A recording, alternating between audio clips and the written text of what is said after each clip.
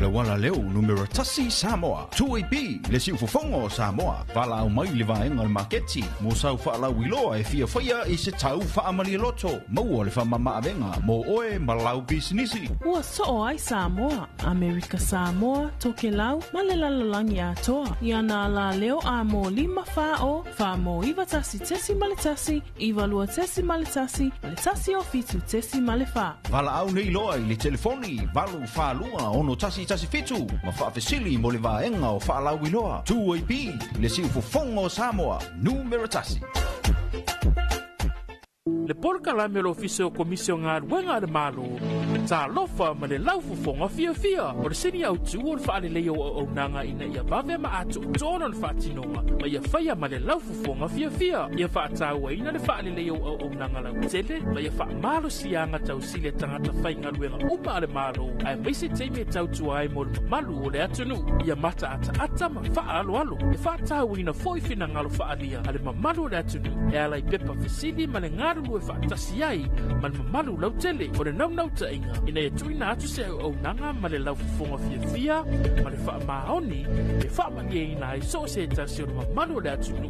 Ilona vave ma le lei ato otoa. Ma o nei swinga uma e a matamai ya oe. Wha ma ite swinga le lei. Talofa ma le laufufonga fia.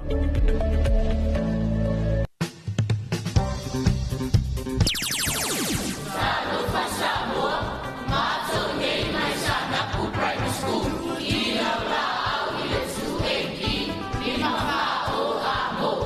So ai Samoa ato, seki ai sueki.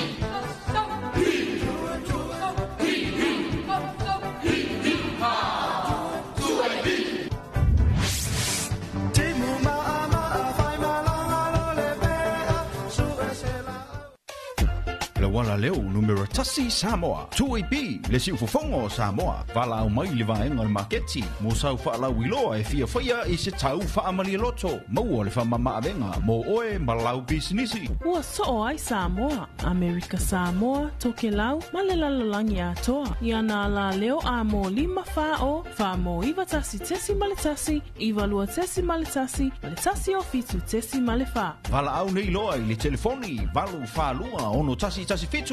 Ma whaafesili mo le vaenga o whaalau iloa. 2AB le si ufofongo Samoa. Numero tasi.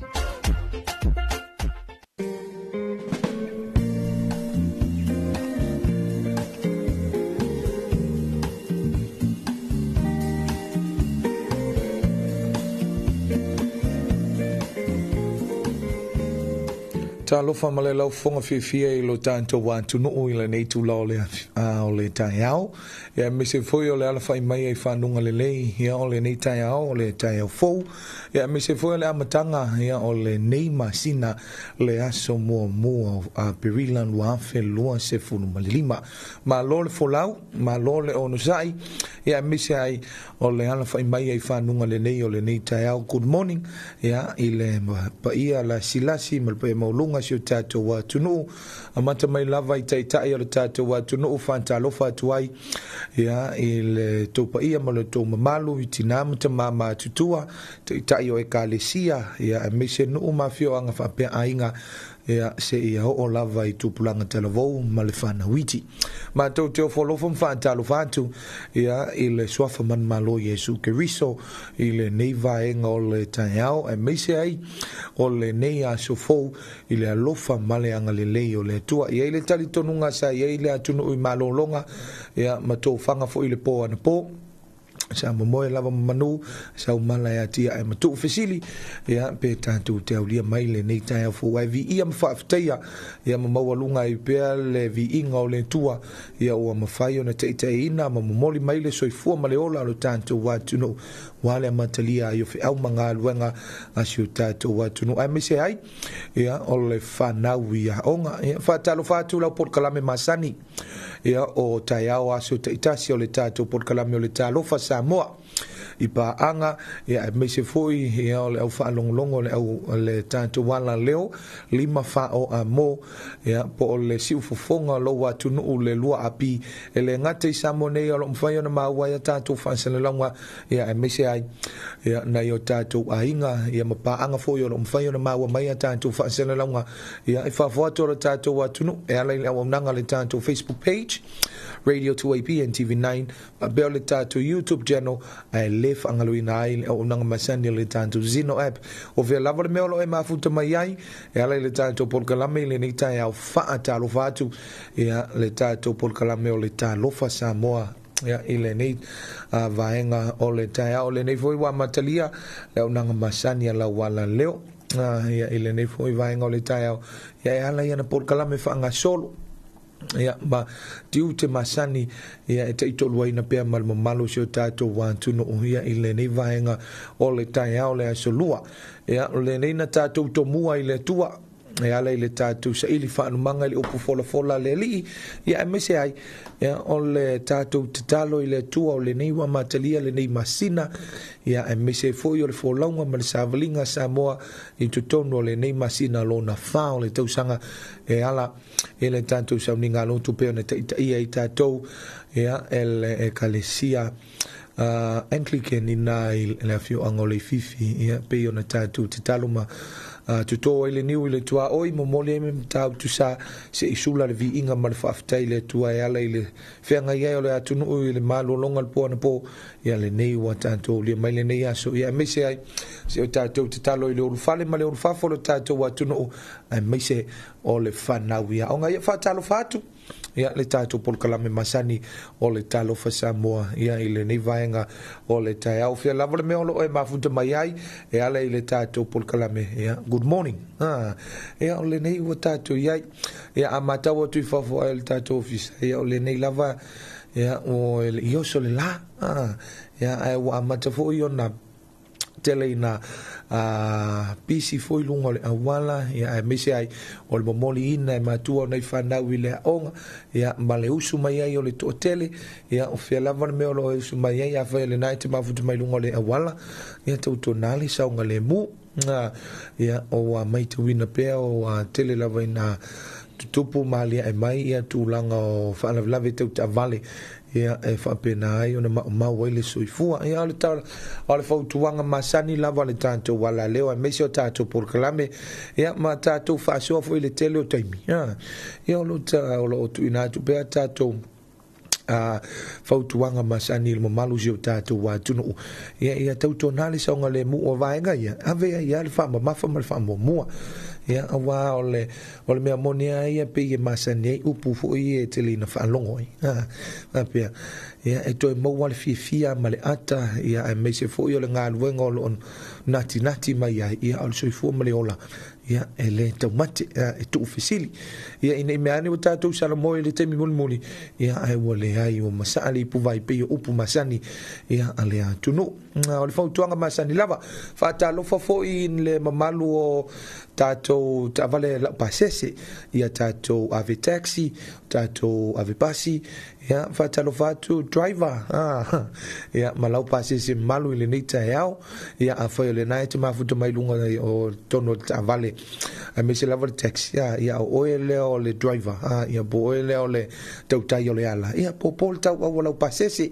tau tuana lau fuspa au mori o vaenga ia ave ia le whamanatu ia i le mamalu lau pasese ia me se voi ia o le tatu ave pasi ia fautuanga mazani ia a whailo a toa no fo le pasi ia wa a to vo ia no mera faatanga ina fa tu la fono i tono lau pasi a la vale na i me ane wo to e ma wa tu lau tupe nei kwamba nei mo matalia ia le nei masina fo to tongia to le na tiketi e te fa tu le leo talo le leo i lau pasi ia o le fontuanga masani la valna ia me se ia o pese malu voi ia fa Sofia i foi le fia ma le ata a vai le na ia se vai nga foi le leo o tau to ia I foi le taeao ia po se whawhitau li foi lele o pena sa mafa ia mafa le aso nafi ia me la foi masina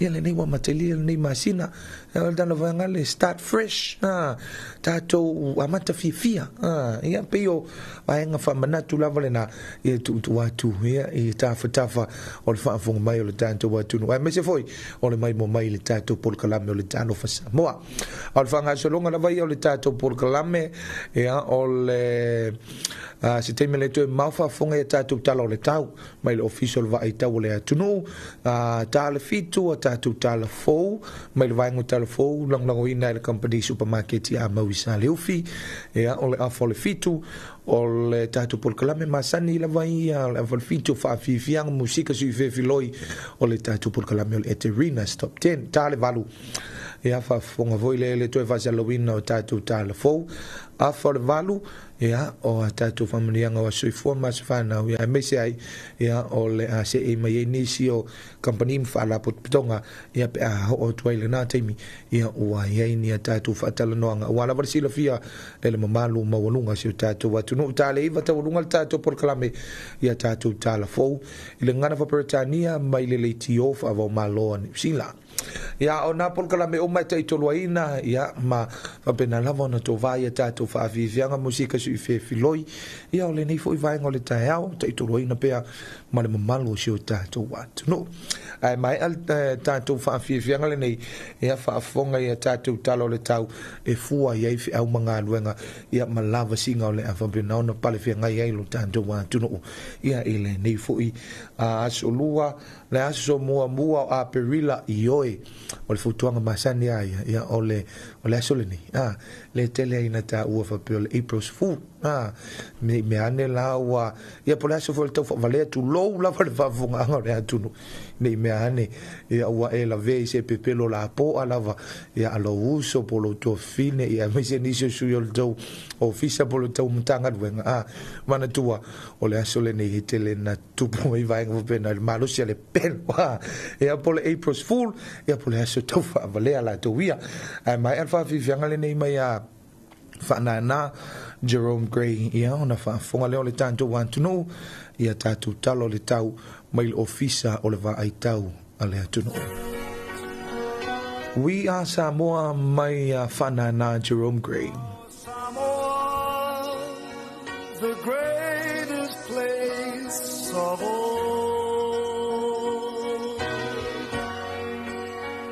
She is green and blue, lush with beauty, and hearts as pure as gold.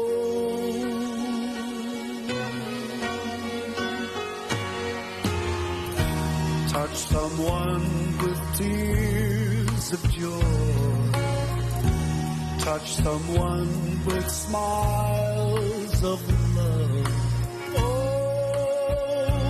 what happy feelings from such happy people.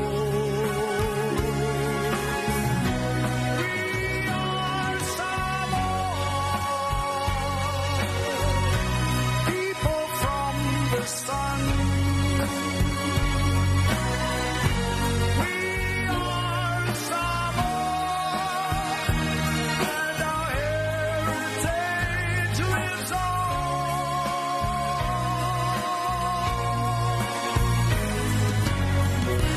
Teach the world humanity and hospitality.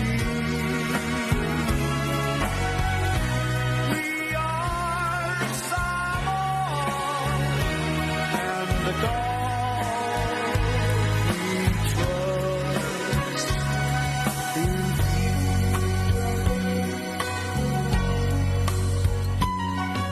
Samoa,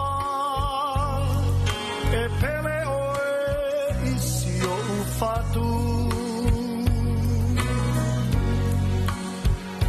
Ole a e se mea e ao na fai e tau tuai mo oe.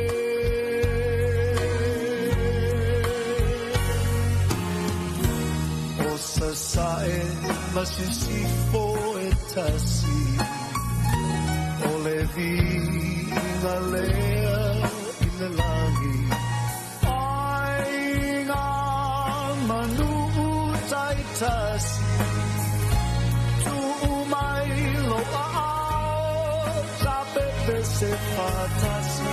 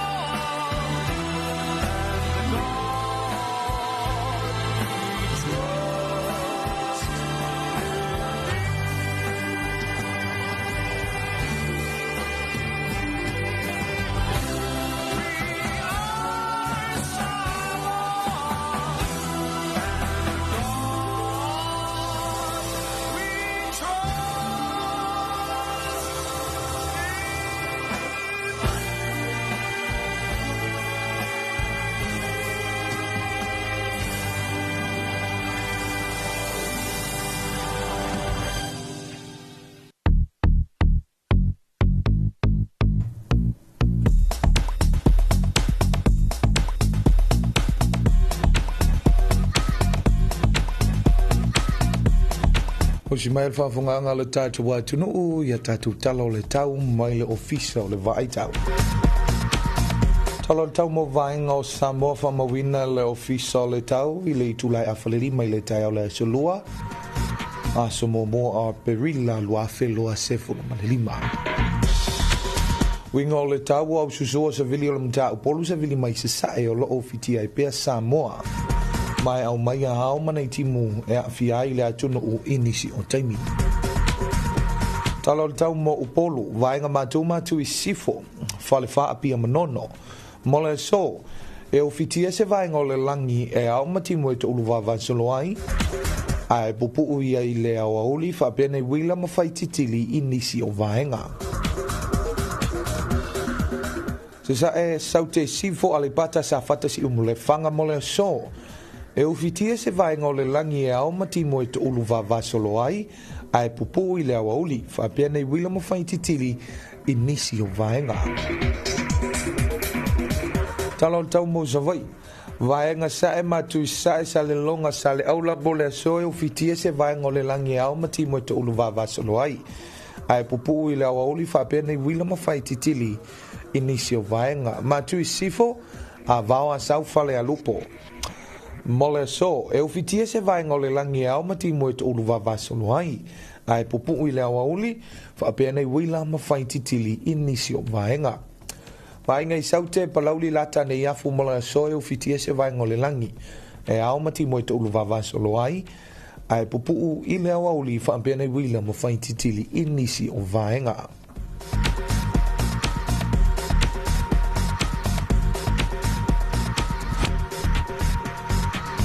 Talo tau monga te whale o Samoa whamawina le itulai a whale mai le tai au le asolua a Samoa mua o a perila lua felua se fulu malelima se ia ulia le valuanga o le pole so lua. Taulau tau munga te fale winga o le tau. O au susua sa vile o le tau polu sa vili mai se sae o loo a fia i pea o ngā Samio Samoa. Wa inga ngā te fale matu mo le aso e angile mata upolu sa vili mai se sae. E se fulu i le lua se fulu kilomita i le itu la o ngalu e tasi i le lua mita le mawalulunga. Wa inga ngā te fale i saute mo le aso e angile mata upolu. Se vili mai se sae se fulu i le lua se fulu kilomita i le itu la o ngalu e tasi i le lua mita le mawalulunga.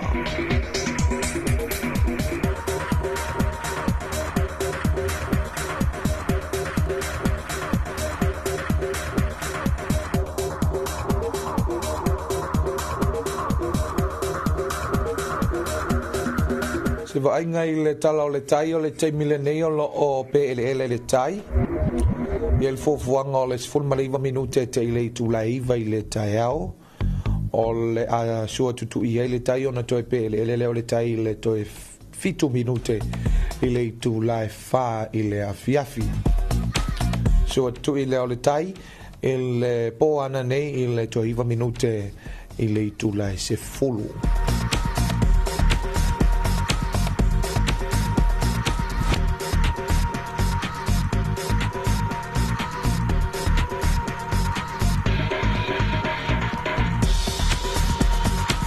Le na be ona fa fonga le tanto wa tunu ia tanto talo le tau mai le ofisa o le va ai tau le atunu ia I peninsula I molino nei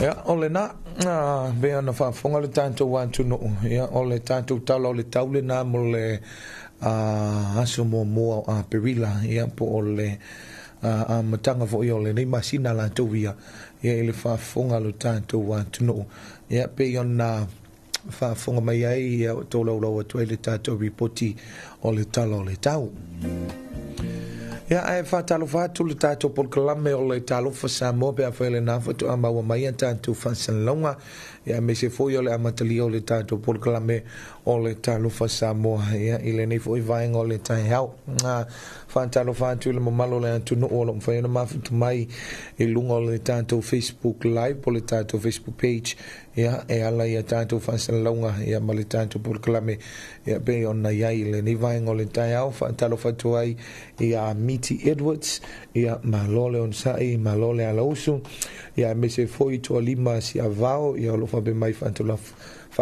atu ia ile nei vai o le tai hau ia o lo mafuta mai nai Wellington ni New Zealand ia fa talofatu na ia ole na fa talofatu fo ile tato pa anga masani ia le sunga ia mai lolonga mafuta mai nai I palauli ia ole tamafu ia ngasu lua ia ole si file na o mau malo I nai falea siu ia me se fo ia tato pa anga masani fa talofa fo ia tutu ila mamanua ia tato pa anga fo ia lom fa ia mau mai tato fa selonga nai tutu ila mamanua talofa tu toke lau maloni wa mai o ko ile nei tai fo ia ile lo fa male ang le le tua io ia o lo tau mafai tu lava ele pe ia o le vai ngale o le fentilinga ia maui ia me se vo ia te Filipepe so le avaka lo foka manga ia pole to lua le nai toke lau ia sawa so le o mai fo o le lo po o pule ka kala ile ko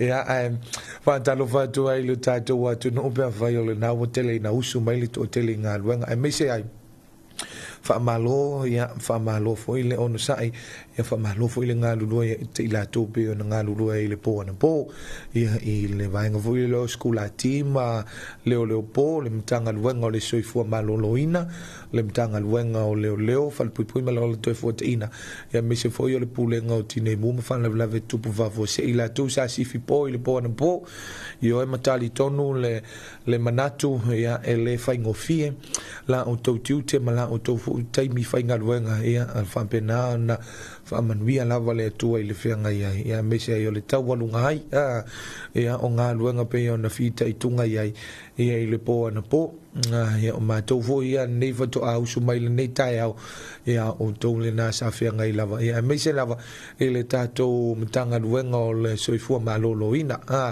i la tau ia o le mea monia ia pe o le vaenga lea tu lo lava le whaafunga mai le atunu ia pe o vaenga ia o le matanga luenga le soifua malolo ina ia mese ai o li imata mai tai fo mai ia pe la tau ia le e fisosoani e tau tineia mai ma tinga ina fo yo nei tangata ia tātou te whan le ala au mai ele fisosoani fo ia i fuala au ia o vaila au e fisosoani mai o le tino ia pe apo ia fo ia le tino i ngase ia ma mai fo ia tātou te sulu i whale mai ia e mese fo yo nei ali ima te mai tai tau si soifua po le vasenga le au nurses ma i lātou ma wha ma lole on sai a mese foi ia o i lātou ma la vasanga lulu e le po ana po a mese nei skula ti ma leo po wha ma lole on sai ma lo foi le tau watai ia a whai le nafa toa mai au ngaruenga ia ma lo ia le nafa toa e usu mai ia usu mai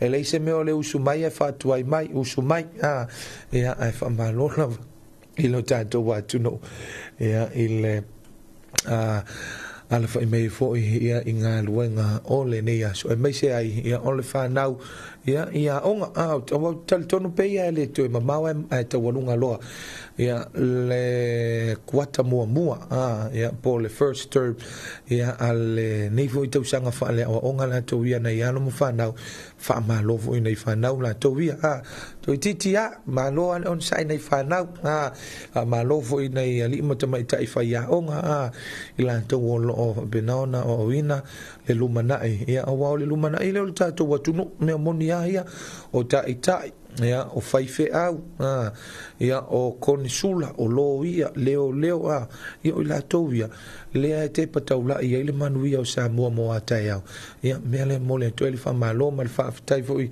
ia i le susunga ia li imata maitai whai a onga ia mese fo i o le tātou mtanga luenga wa onga mantua ia o le so fo i lea o le asolona lua o le asiasinga o le poloketi ia po i la tau fo ia le i tutono o le committee ngalue po le steering committee ia le ala wa asiasi ia i poloketi fo ia le wa whaasafua atu i tua ia tātou i tu malo a wa lava le ati na ina o le i tu malo la tau ia ma i tu malo e lima sumalitasi o le sola i lau tau matau atu ia i o le aso muli le nei o upolu po tu mo nei i tu malo umalava i tu mo nei ona malanga lo le ile mo tu tele sala fai a matelia ile la tu fo ita milisanga ia sisinga pe ona fa se fu tu ile tato poloketi lo le miliona mo le tato wa tunu io mo ni amatal tonu ile vaenga le ya wa fo ile nei wa tele ai nati na ina la vai ele tangata ia la naia tamau ainga ia la naia foi fatu anga matulanga fa pena ia o se tulanga le lei foi le ia o le nei wata tonu le tula fitu i le fafonga mai o le tanto watunu ia se o tato fafonga ia tato talafo mai le vaenga o talafo langoina ele company mali supermarket ia amau ia inais ale ofi mole tuai fa talofa tuai ele pulenga male au finga luenga ale company amau fa fong mai tatu talfo mai le vaenga talfo mai vai fanua. Looking for the best ingredients to make your family meals extra special? Choose Manaya Family's favorite.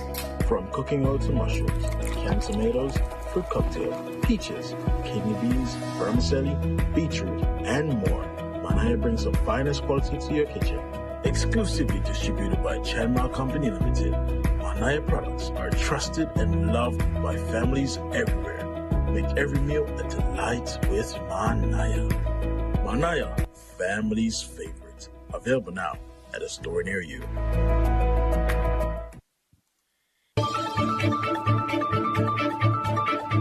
fonga i Talofa le 2AP i lunga o anala leo 5 fa o amo, fa mo tasi o fitu tesi malifa, iwa tasi tesi malitasi, malifa mo iwa lua tesi malitasi, malunga o le sino mai ngoa iai i lunga o le 2AP Facebook page, malahala ata le malo le TV iwa, le silpa fonga o Samoa, le 2AP. Talofa lava o Talofa mole nei tula. O le asole ana whaamamaluina i le polo a inga o whaalawelawe te tupu whaafuasei.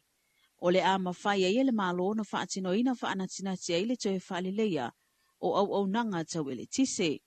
O se tūlanga ma ale wa iei le tau whaasoasoaina o le ele tise i le atunuu. Ma ua whai na i le saunga le mua maota malawa. Pi sinisi whaatasi ai ma mea tōtino le atunuu. O le awauli ana nafina tu ina mai ele saunoanga whaapitoa le afionga le tamaitai pālemia. Fia me Naomi mata afale nei mata upo. O le nei polo inga, o le a whaamalu mo le tolus fuluaso, ma o le a langolango ina ai, tau mawhainga uma, ali tātou malo, e le ngata mo le toe whaaleleia, o le au nanga tau ele tise mo le atunu atoe. Ai whaapea, le whaatinoina o ngā duenga e tali atuai i a fianga. Ona o le whaale tonu o nanga tau ele tise. E au fiai. Ia, mua o le pape whaolaina o afi ua lisiina whaavai taimi i le masino a Perila. E whaatali ai le taunu mai o afi te tele i a Auguso. Ia, whapea mo le toe whaaleleia ato toa. O le au nanga ale fale afi i fianga. Rona lua, e whaapawhala totongi o tiute, malafonga mo afi, me whainga ruenga e au fiai, ma malo si anga whaafawina. O le a whaatawina mai mo le whaaleleia o vaenga. Ua whaale tonu wale whaalapapitonga o malo si anga tau elitise, ia whapea ia pisinisi, whaala paputonga, ia whapea fo i mātātou ainga te tasi. O le lona tolu, o le whamautu por kalame so soani. E whamama avenga mo ainga pisinisi, ma vaenga maoti o le tunuu, ua afia. O le lona wha, o le whamautu o atina e so soani, vaenga tupe matomai whaapitoa. Mo le whaatinonga o fuafuanga alualu mamau, a le whaalapapitonga o malusianga tau elitise. Lona lima, o le whaatino, matawhaioi, whaalitu la fono. A le komiti mo whaalabelabe tutupu whaafuasei. O lo o awa iai i tu tino uma o le malo, bisinisi ma whaalapapitonga. Ina ia ngā lulue whaatasi mo le toe whaaleleia o au nanga tau elitise whapea fuafuanga mo le whaaititia o a fianga i le atunu. O le taimine olo o ngā lulue pele malo si anga tau elitise, e toe whaaleleia le au nanga ma le whaasoasoaina o le elitise i vaenga umo le atunuu. E pei ona iai whaale tonu ia fititele i fianga, wa afia se vaenga telo le motua upolu, whaapea waia malolo si lalo le ele, o loo whaasoasoa i le elitise. I le ngata i lea, o le motusia o le elitise, ona o le whaale tonu sa iai le tau, ma le si itia o mana onga, ma ua whaau popo ai le elitise mo o mia, nai lo le elitise maua. A o whenga iai le atunu o le nei vai tau, ma le whaafi tau li o le tau whaasoasoa ina o le elitise. E manatu le malo e le whai ngofia mo tangata uma, ona o lo o a afiai. Ua momoli aloa ia le whaafetai e le malo i le atunuu. Ai mai se oi tūtino le malo lo ngā lulue fisosoani e tau fofoli nei whaafitauli. Le ana sauno ai le afionga le tamaitai pālemia, fia me Naomi mata afa, i lana sauno anga whaapitoa. Ia, Samoa le mawae le anga whaafetai i lo o tau sao tāua. E ala i le langolango mai i ngā duenga whaiwhaipea al tātou malo. E tau ala atu i le au nanga. Ale whaalapo pitonga o malo si anga tau elitise. O ni tanga e whai i vasa, mani tonu e le tuā le tau mwhai atu o le malo. pe ana le ai lo o tau finangalo malamalama e lango sua ma ono sa ia ai le nei ngā luenga fita. Ia, whaaftaitele i lo tau ono sai ma le lava pale a o whaanga solo ai ngā luenga whaaleleia a le tātou whaalaputonga o manosianga tau elitisi. O lo tātou wholau pea ma lui tau e ui na tātou wholau maalie i le laulai o matamutangi a o wala mai ata o tau leleia. O le tatalo i alofangia i le atua Samoa ma le whenga i ai malu tau o le soifuanga. Ia awala mai ia lona finangalo i whaatinonga o ngā luenga ma whai unga whai e ona tangata. Ia tu maupea le tātou whatuatua ma le mautinoa pe luoti alava tātou i puava ai tātou te mapu i whangalele. O tua atu fo'i o le lolo wā ma le mafa o timunga o lo tu mawai pe le sulu o le la o le alofa tu noa o le tātou tua. Ia tu mau i le alofa tu liloa ma le finangalo wha paolo le tātou tua. Le whai ngā malanga a Samoa. Na momoli fo ile whawhitai le au whai ngā luenga ngā lulue le EPC e tu sāio ngā luenga whita o lo o whianga iai i le tau fo i o le nei whawhita uli i le uti o le elitise o le tatalo o le pāle mia ma le malo i awala mai le fina ngalo le atua i whaai unga whai le tangata. O le anga i atu i tua le pulenga o tangata tā whawhau mai mo mai whafo. O le naunau ta inga o le whaalawi loa le o pisinisi a tina e tau turisi e te tonu o awhio anga mai tu malo. O lo tele ni so a tina e tau turisi e mwhai o na whausia e te tonu i tu malo ma awhio anga. Ai pe tai e le o tele se sila fia e whaatino ai. O le awhio anga o sala i lua. Na awhia le pulenga o tangata ta whawhau mai mo mai whafo. Sa whaatino ai le lato por kalame i le vai asona tenei. Na ta ue Tracy Wong Ling Warren vai nga wha maupopoina whainga wha vai mana vai nga otu tangata taha wha mai mo mai whafo. O so se tu ai nga wha atinonga lava. E au fia ile wha atawina o loa i ta whaala. Wha pia fo i tala tu ua whio anga. O vai nga o maiolo o tamu whai ele pūlenga. E una ia ai le atunu o ia whio anga. Ina ia malama i awala e mawhai ai o na wha atino mo amtali e se pisinisi. O mato po kalame whaalawiloa a le ofisa tangata whamai moa. Ia o le mato whanau ta inga. Ia mato wo o mai tua i itu malo. Ia mese fo ia whio anga. O le whamoe lava ina ia whaalawa i tele ina. Le whaalawiloa ina le atina au tangata whamai moa. I e ala le atina e ma po pisinisi tautuisi e mawhai e tangata i tonu o itu malo ia mawhio anga. O na atina e. Awa o lo o iai lava le mato naunau ta inga. Ia mato ngalu whaatasi. Ia mato e mati mato so tanga mau mato pa anga. E mese lava i a whio anga mai tu malo o lo o tele nisi o tato atina e tatu wisi mwhai o na whai tonu o a whio anga mai tu malo. Betai ia mato te tonu. Ele o te lele malama anga marisi la fia foi. O lai e pe ele o iaise wha o mafa foi ele i tato tangata anu o lo o tonu o no o mawhio anga teni nei. E o ele pisi nisi e tui ta whaala. Whaatau ele niu matulanga whapea. Tasi na awala o mwhai o maile manuia nei atina e tonu o tato whio anga. Ia manuia ai ia le ngata tupulanga o le awhaia nei tu ia stores. Ia whapea foi tina amta mai ta. Ia meise foi ia sui o li in whai pule o lo o atina e ina mata anga i tonu a whio anga mai tu malo. So o tau whaingalana a le tato ofisa o tangata ta whamai moa ina ia mata wo o mai lava i le grassroots level lea. Ina ia mwhai ona whailoa. Ona e iai fo ile manatu whaapea wana o e o lo iai ia la tau atina e tau whatzen malo. Ia po o whai rental cars po ta vale. Ia po o tour operators fo i whaapea. Pawai o tangata e o iai le manuia latina e nei le hai. E mwhai fo e whai whatuanga. Whai wa o lo tono o tato tu malo mawhio anga. Ona maua tulanga lea a. O le isi au ngole nei polo kalame. O le tau mawhai le whaatalatala noa pe iaini se o tala tuu i tonu a whio anga. Ai le o mawhai o na maua maristala. A wā o isi vaenga i o lo tō sina mai ei turisi. Whapea fo ia o ngā mai whafo e asiasi mai. E ia le wha moe e mai aina le neia o onga. Ua maua le atunu uto mai e whaatino ia tina e mapisi ni si ese. O le tina ia lita la wafi sui te mai tai o le afio anga o fuailunga. Na te matua lango ina tele le nei pol kalame. Ona ole nau nau le lumana e tupulanga o lona ainga ai mai se ole nuu. O sa utau sangaina lau mataanga. O le mataanga ua pepese malau iloa. Ae le iloa po o fea tonu e tuwai. A o lau mataanga. O lo o ilalo i sangu. O le manoo i foa.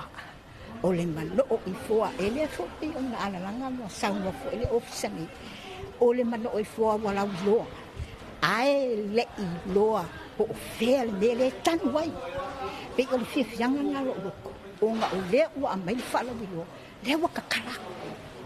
O na tatu. Ai oke le whaia la se tala. Lea ngai moko. A olo o iai mamatua. Male au matua o matonu. O lea ua uma o na o whaasota ia le ofisane. Le nu mera. O wili aku waila toi. Whaamukala mai le tatu. Ai le mawhai o na o whaia si tatu. Lea nga o ke moko.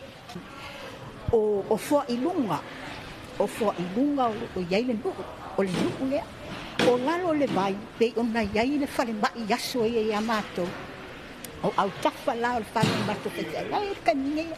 Lea la vai o la o la ile au wala e alu i kai whamai. A o aso fo ia. O ki oiku malo umangai. E pe ia o nga iai le aso. Sao ko wa aku whamai. E iai le au wala alu o le sipito mato. E ui mai ai le au mamau. E fua i le laka mai i whalamai. A pi o le au wala ka avale le i talani o le whaiwhea. I o nale whiwha o ngai.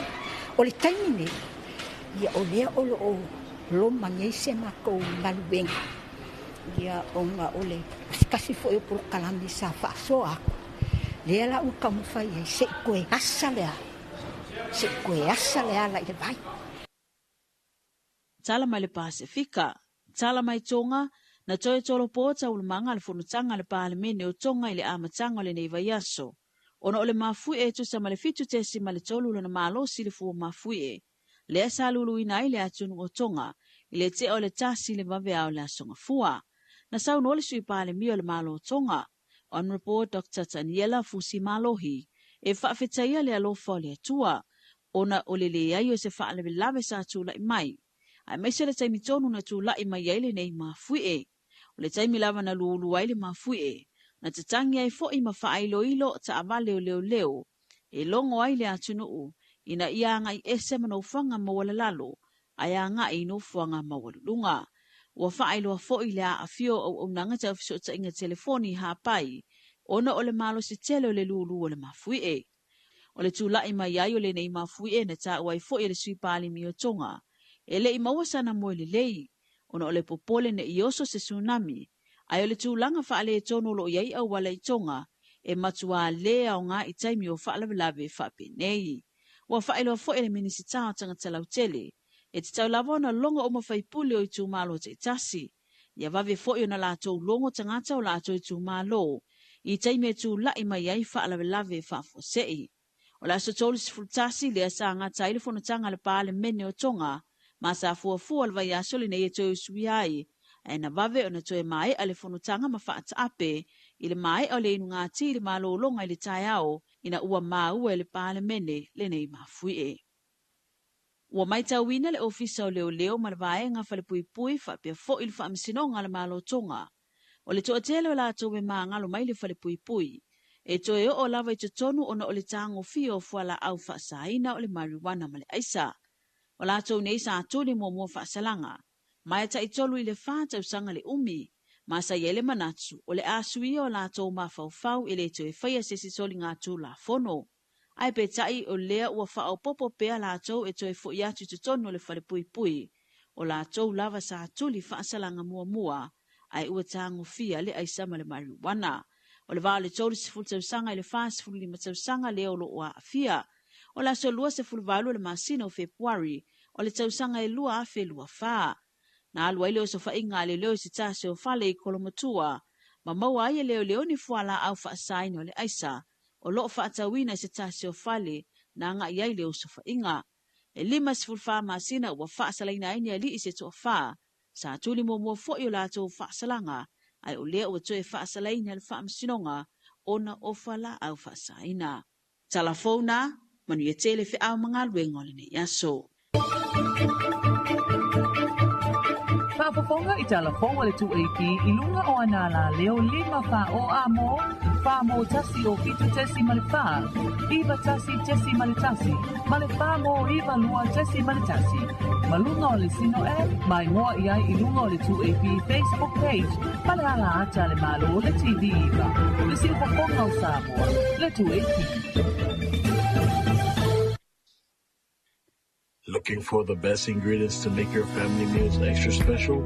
Choose Manaya Family's Favorite. From cooking oil to mushrooms, canned tomatoes, fruit cocktail, peaches, kidney beans, vermicelli, beetroot, and more, Manaya brings the finest quality to your kitchen. Exclusively distributed by Chanma Company Limited, Manaya products are trusted and loved by families everywhere. Make every meal a delight with Manaya. Manaya, family's favorite. Available now at a store near you. Makouri kapagi kuira vai whamamai ar tue pia makua eia. O makouri ai koe lau mar whasao sao kware tena tue pia ia. I hon me ringa le moe a le poa e dream. Vem lea. Au mi ki le kue pi.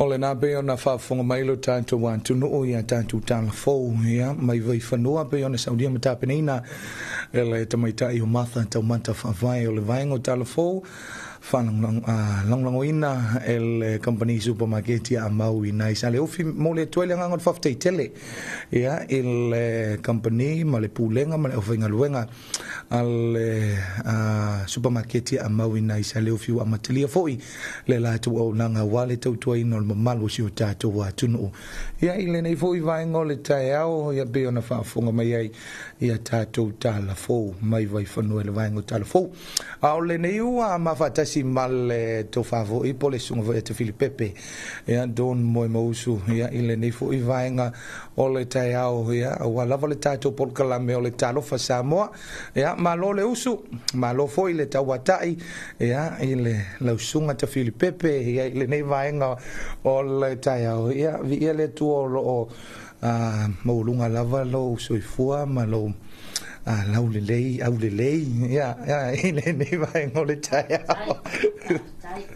au tai fa malo lava fa ia tai lava fa ia te le au eselo fina ngalo i aso le nei ma le fa lupenga o le aso le nei le ai nei me ani nei e fa peo o fa ia to se aso tau fa vale po le April's Fool le ai o le me moni ai fa io le matango fio lau sei o le fa ingo me ve ma nei o la mu o le ke un o le pasi ma va inga fa pena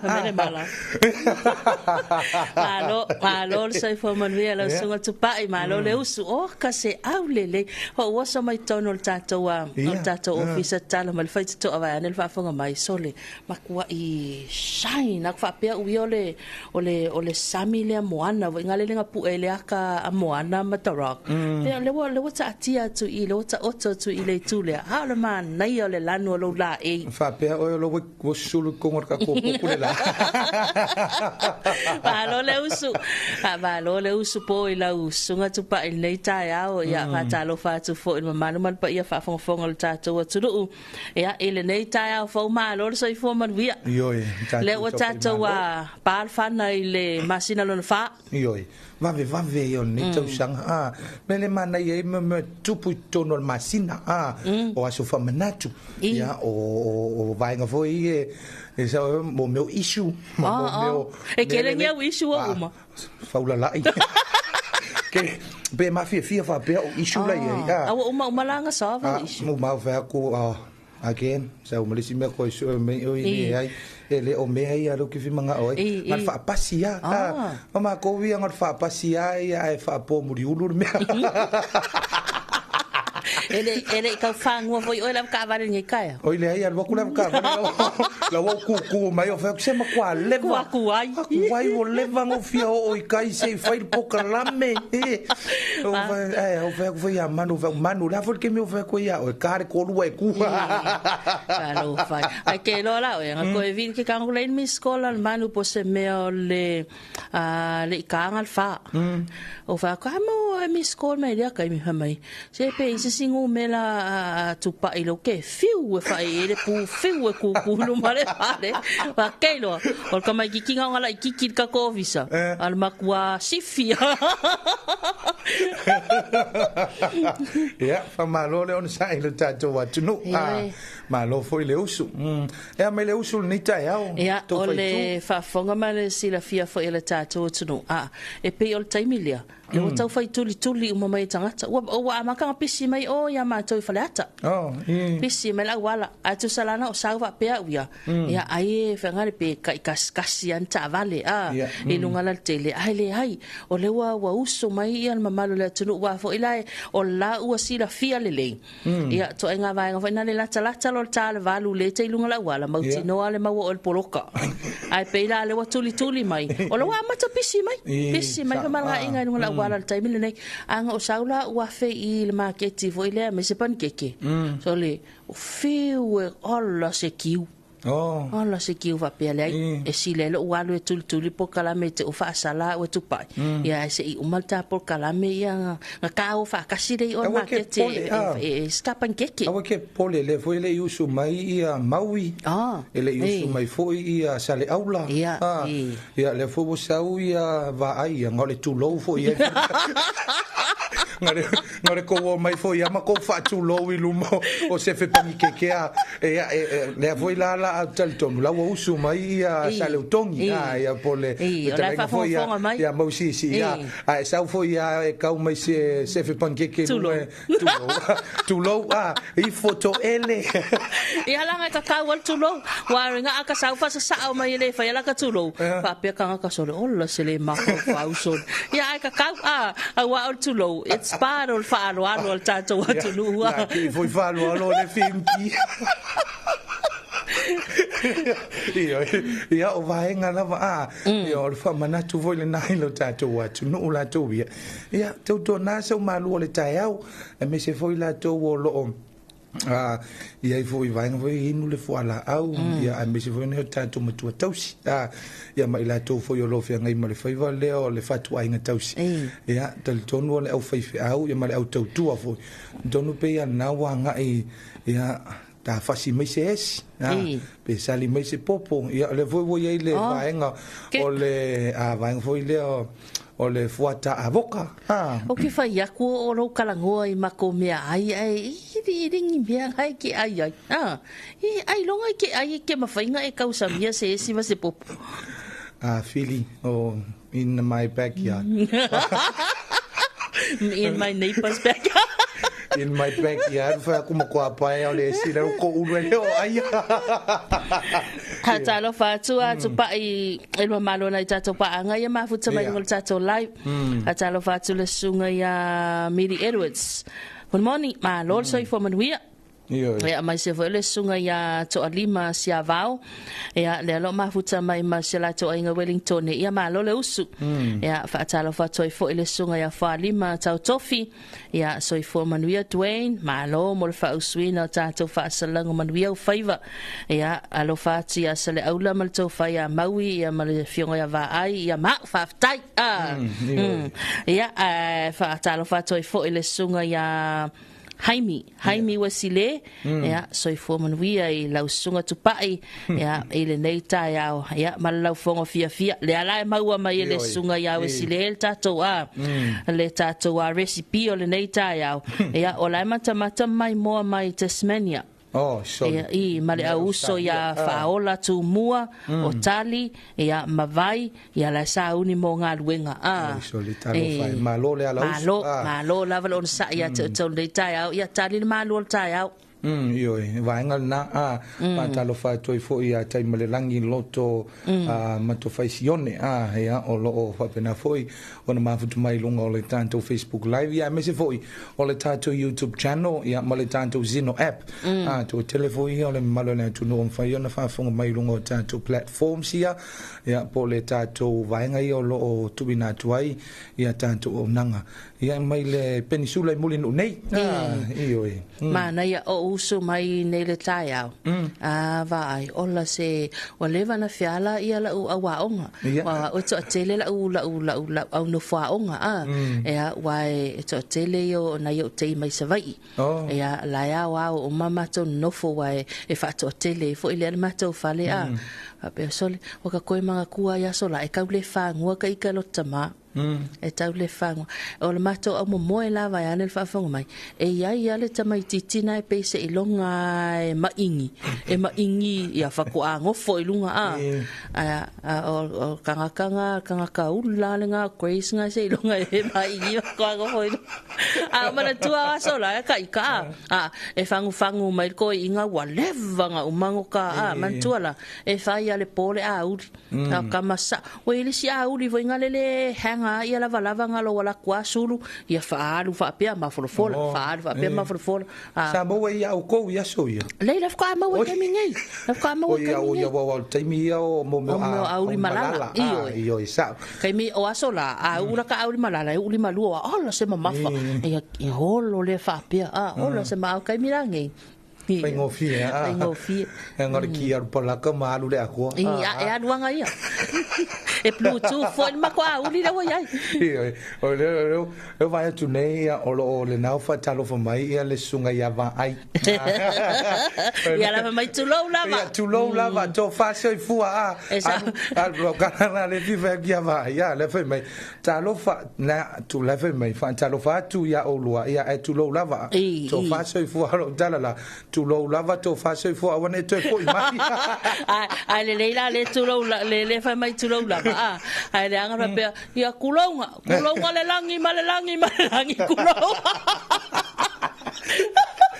manu ia fai va nei asalo fionga va ai male fionga masoe e se amu ia o lua o male aso ki aku e vai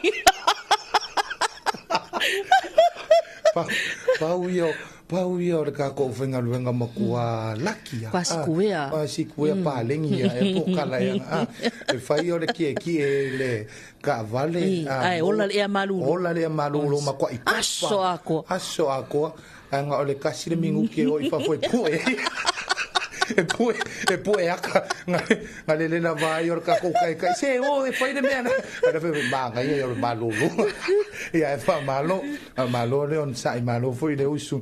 Ia ile tato o venga luenga ia me se foi ia ole a wala solo na lua le nei ole a se singa ia solo na lua le fanga solo le a se singa ale tato poloketi foi le o miliona ia mati na e ale tato malo ia ta wala mai tato poloketi o miliona mana ia fa talo vatu ile sunga ia na fosu a famuina ia so i fo manuia vi ile tu nei tai a fo malo le usu ia te lua manuia nei aso Paftai, atalo fatu fo ile sunga fetao miseve.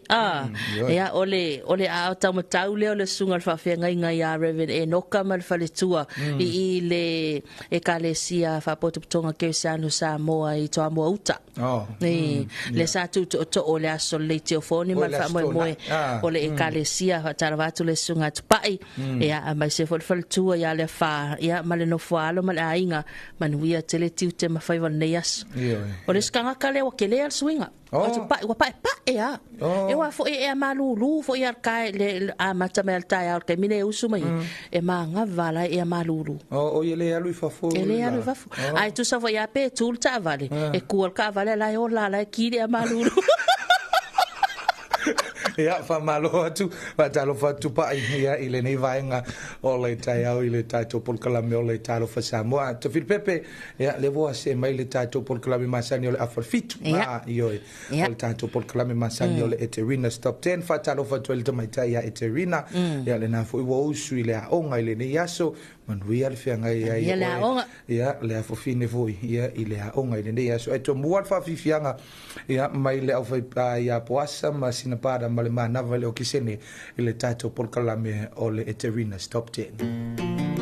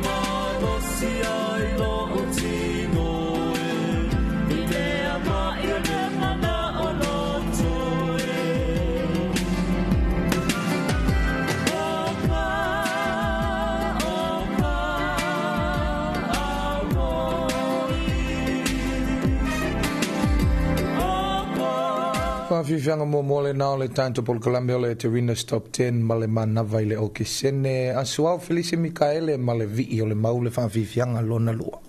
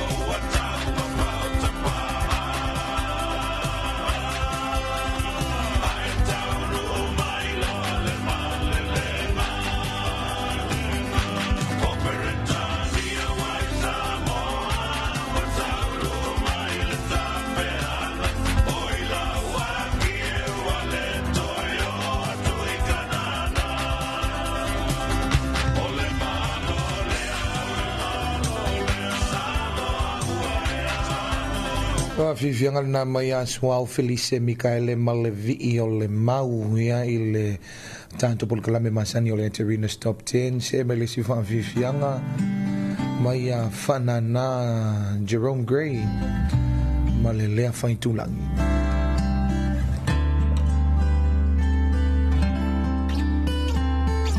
tatele fia manatu ale fia fia le songa fua na paio le alanga uata ape ape papa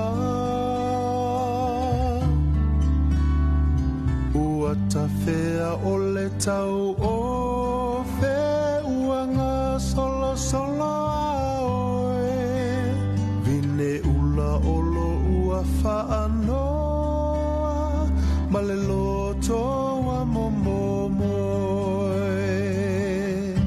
lea fai tulangi watangi mai alai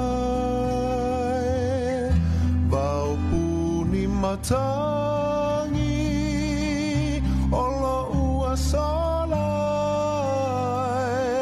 wangoto le fetua o beau o le vasa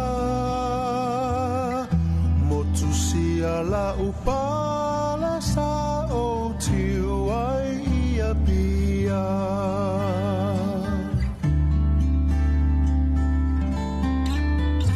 le fesili o le atu umai i le fale tolu i le vainga le pai alo sina le fua i fale fa apea se umanu tafai wale tau osia utepa i le fili fili au oe olo umanatu be moni ea amalanga atu i le valasi o i tonga tapu talofa ia inga watangi mai ala vau puni matangi olo ua solai wangoto le fetua o beau o le vasa botusia la upala sa o tiu ai ia pia lea fai tulangi watangi mai alai vau puni matangi olo ua solai wangoto le fetua o beau o le vasa motusia la Fanana Jerome Gray malelea fai tulangi hia i le nei fu i vaenga o le tai au peo na tanto iai i le polklame masani o le Terrina's Top 10 se mai le si whawhiwhianga o le vi o le valele na mui tu tuila mai le awhibesia le poisina America Samoa Taimio le wati le nei watu esful ma le ona minuti ona tan leo le tu lai vanu Terrina's Top 10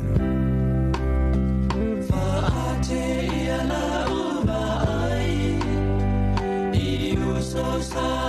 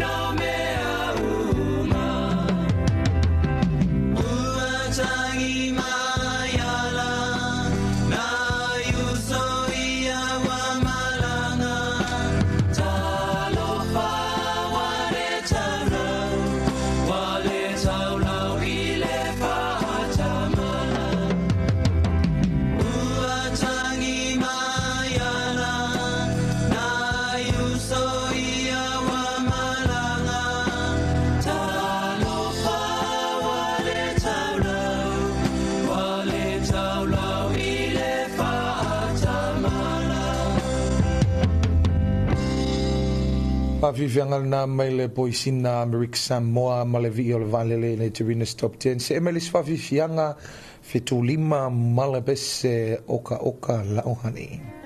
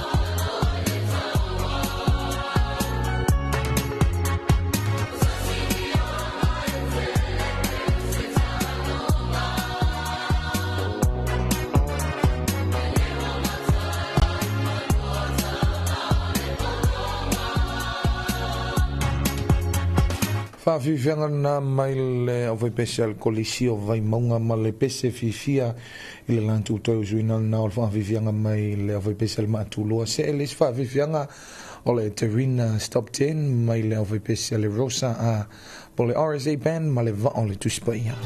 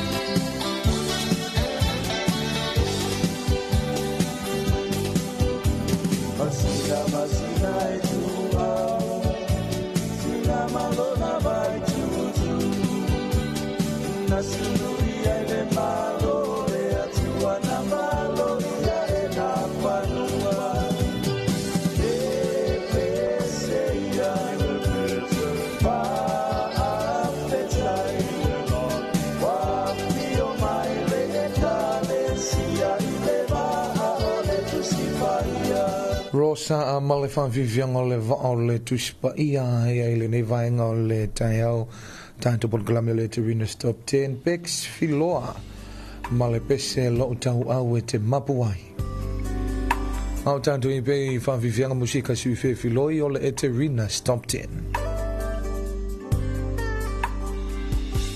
Wa o le ponisa whaapea o na punitia le la Wow, le langi o le timu fo I le muta Wow, fitia le moenga le tofai maloi mata Petilo fai solo wale tau ai lona loto Awe uzoi sauia le vaino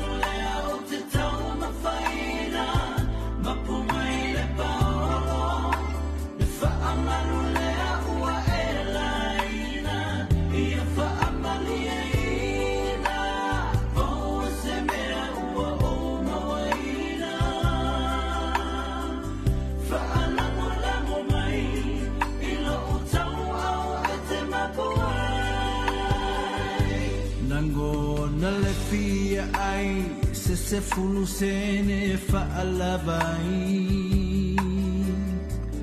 a o se atafanu e fa alavai o se papa mafu amu ia la salo wa malo lo na masalo salo se ia lo famai Ola uola wale mafai Awe usoi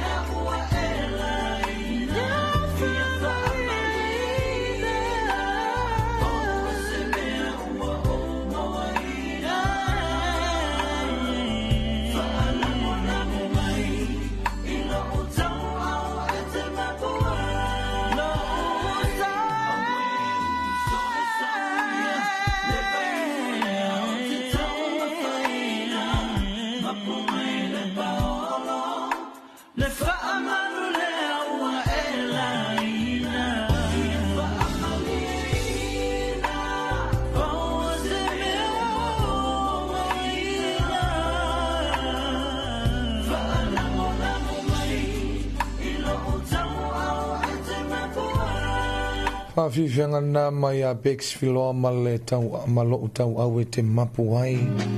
Tawarunga atu le te rina mai le au vebese le Golden Elise. Ma le te tawa Samoa mai alea whaafunga i tāntu Talofa i lona tue whasalawina.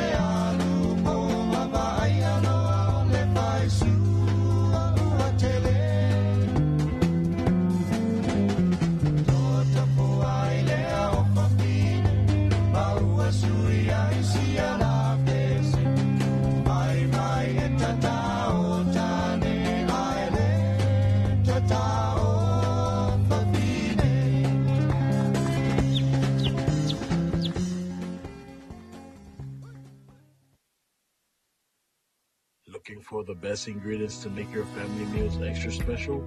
Choose Manaya Family's Favorite. From cooking oil to mushrooms, canned tomatoes, fruit cocktail, peaches, kidney beans, vermicelli, beetroot, and more, Manaya brings the finest quality to your kitchen. Exclusively distributed by Chanmal Company Limited, Manaya products are trusted and loved by families everywhere. Make every meal a delight with Manaya. Manaya, family's favorite. Available now at a store near you.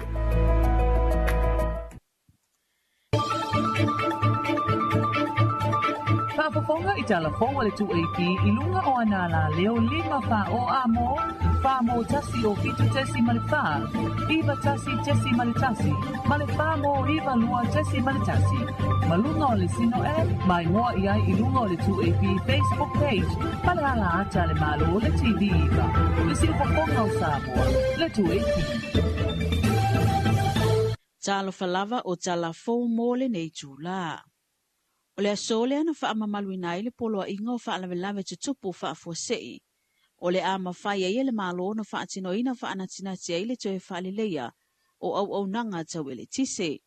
O se tūlanga ma ale wa ye le tau whaasoasoaina o le ele tise i le atunuu. Ma ua whai nai le saunga le mua maota malawa. Pi sinisi whaatasi ei ma mea tōtino o le atunuu. O le awauli ana nafina tu ina mai ele saunoanga whaapitoa le awhionga le tamaitai pālemia. Fia me na o mi mata awhale nei mata upo. O le nei polo inga, o le a whaamalu mo le tolus fuluaso, ma o le a lango ina ai, tau mawhainga uma, ali tātou malo, e le ngata mo le toe whaale leia, o le au nanga tau ele tise mo le atunu atoe. Ae whaapea, le whaatinoina o ngā luenga e tali atu ai i a whianga. Ona o le whaale tonu o nanga tau ele tise. E au whiai. Ia, mua o le pape whaolaina o afi ua lisiina whaavai taimi i le masino a Perila. E whaatali ai le taunu mai o afi te tele i a Auguso. Ia, whapea mo le toe whaaleleia ato toa. O le au nanga ale whale afi i whianga. Rona lua, e whaapawhala totongi o tiute, malafonga mo afi, me whainga ruenga e au whiai, ma malo si anga whaafowina. O le a whaatawina mai mo le whaaleleia o vaenga. Ua whaale tonu wale whaalapatonga o malo si anga tau elitise, ia whapea ia pisinisi, whaalapatonga, ia whapea fo i mā tātou ainga te tasi. o le lona tolu o le whaamautu por kalame so soani. E whaamama avenga mo ainga pisinisi ma vaenga maoti o le tunu ua afia. O le lona wha o le whaamautu o atina e so soani vaenga atupe matomai whaapitoa. Mo le whaatinonga o fuafuanga alualu mamau a le whaalapo pitonga o malusianga tau elitisi. Lona lima o le whaatino matawhaioi whaalitu la fono. A le komiti mo whaalavelave tutupu whafuasei. O lo awa iai i tu tino uma o le malo bisinisi ma whaalapo pitonga. Ina ia ngā lulue whaatasi mo le toe whaaleleia o au nanga tau elitise whaapea fuafuanga mo le whaaititia o a fianga i le atunu.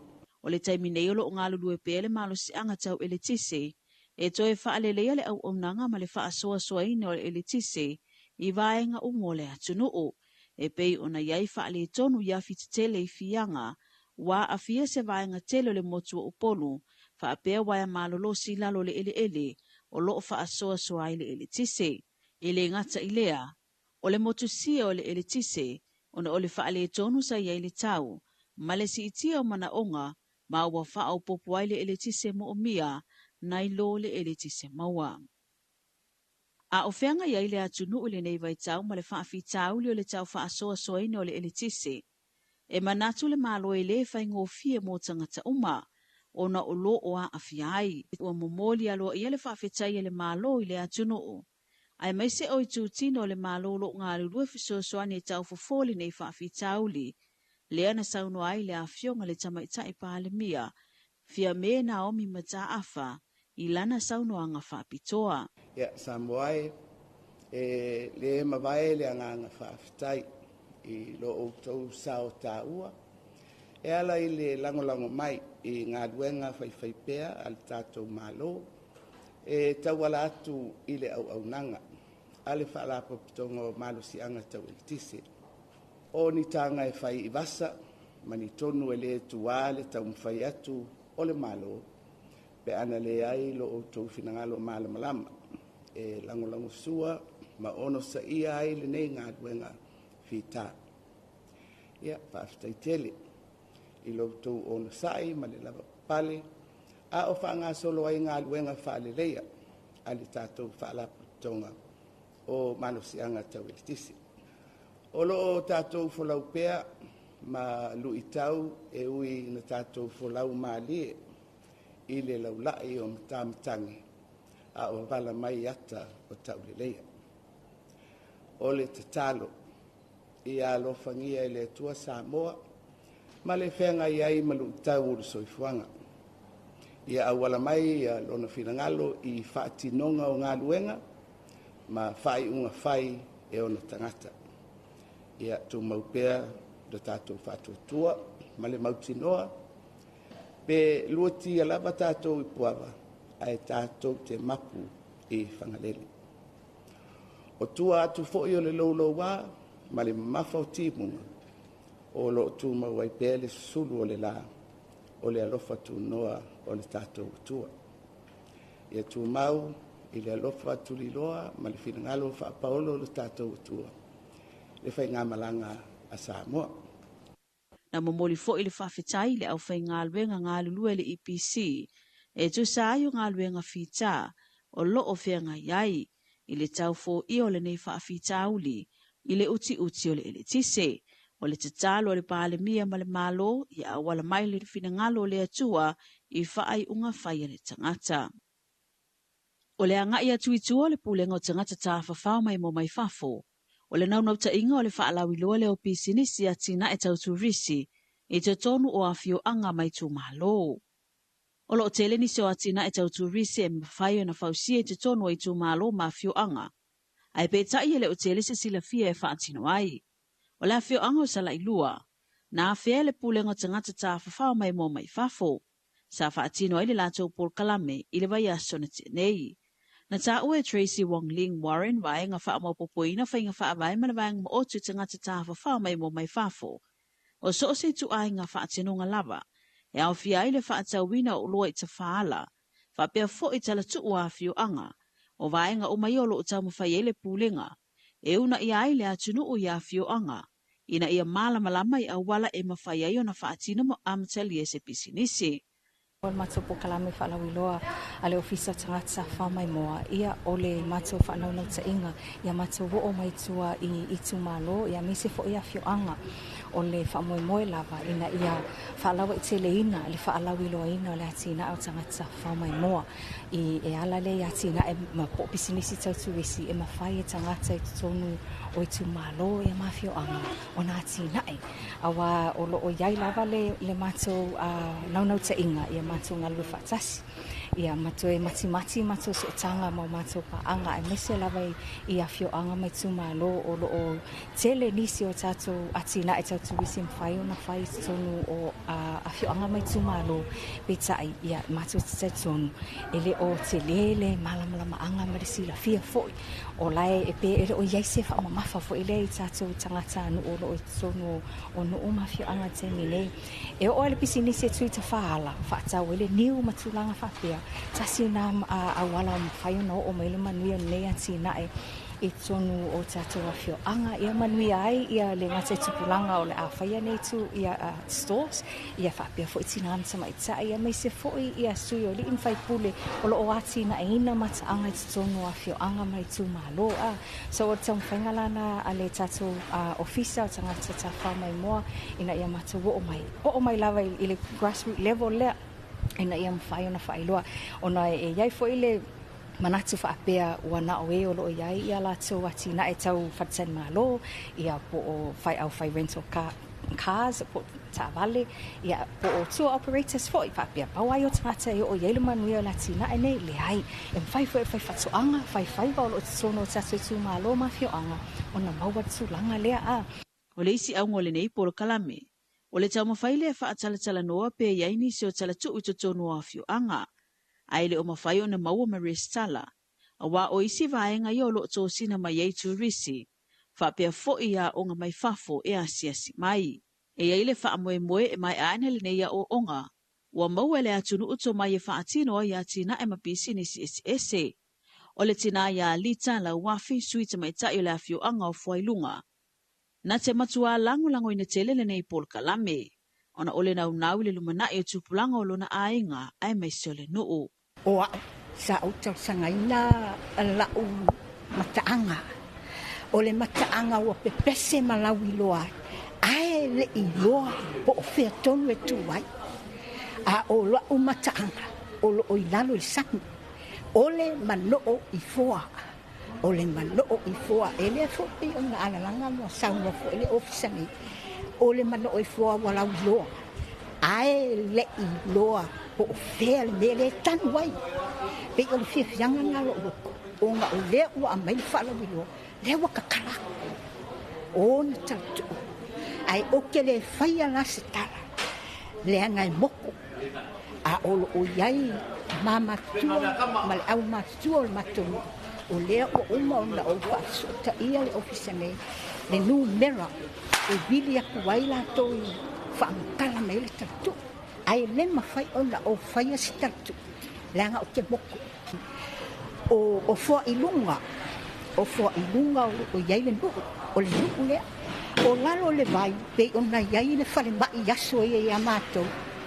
O au tafa la o le whare mātou whaita. Lea e kaninga. Lea la vai o la o la ile au wala e alu I kai whamai. A o aso fo ilia. O ki oiku malo umangai. E pea o ngā iai le aso. Sao ko wa aku whamai. E iai le au wala aloi o le sipito mātou. E ui mai ei le au mamau. E fua I le laka mai I whalamai. A pi o le au wala ka avale le I talani o le whaiwhea. I o nā le whiwha o ngai. O le taimine. I o lea o lo mangei se mako maluenga. Ia o ngā o le kasi fo e pura kalami sa whaaso ako.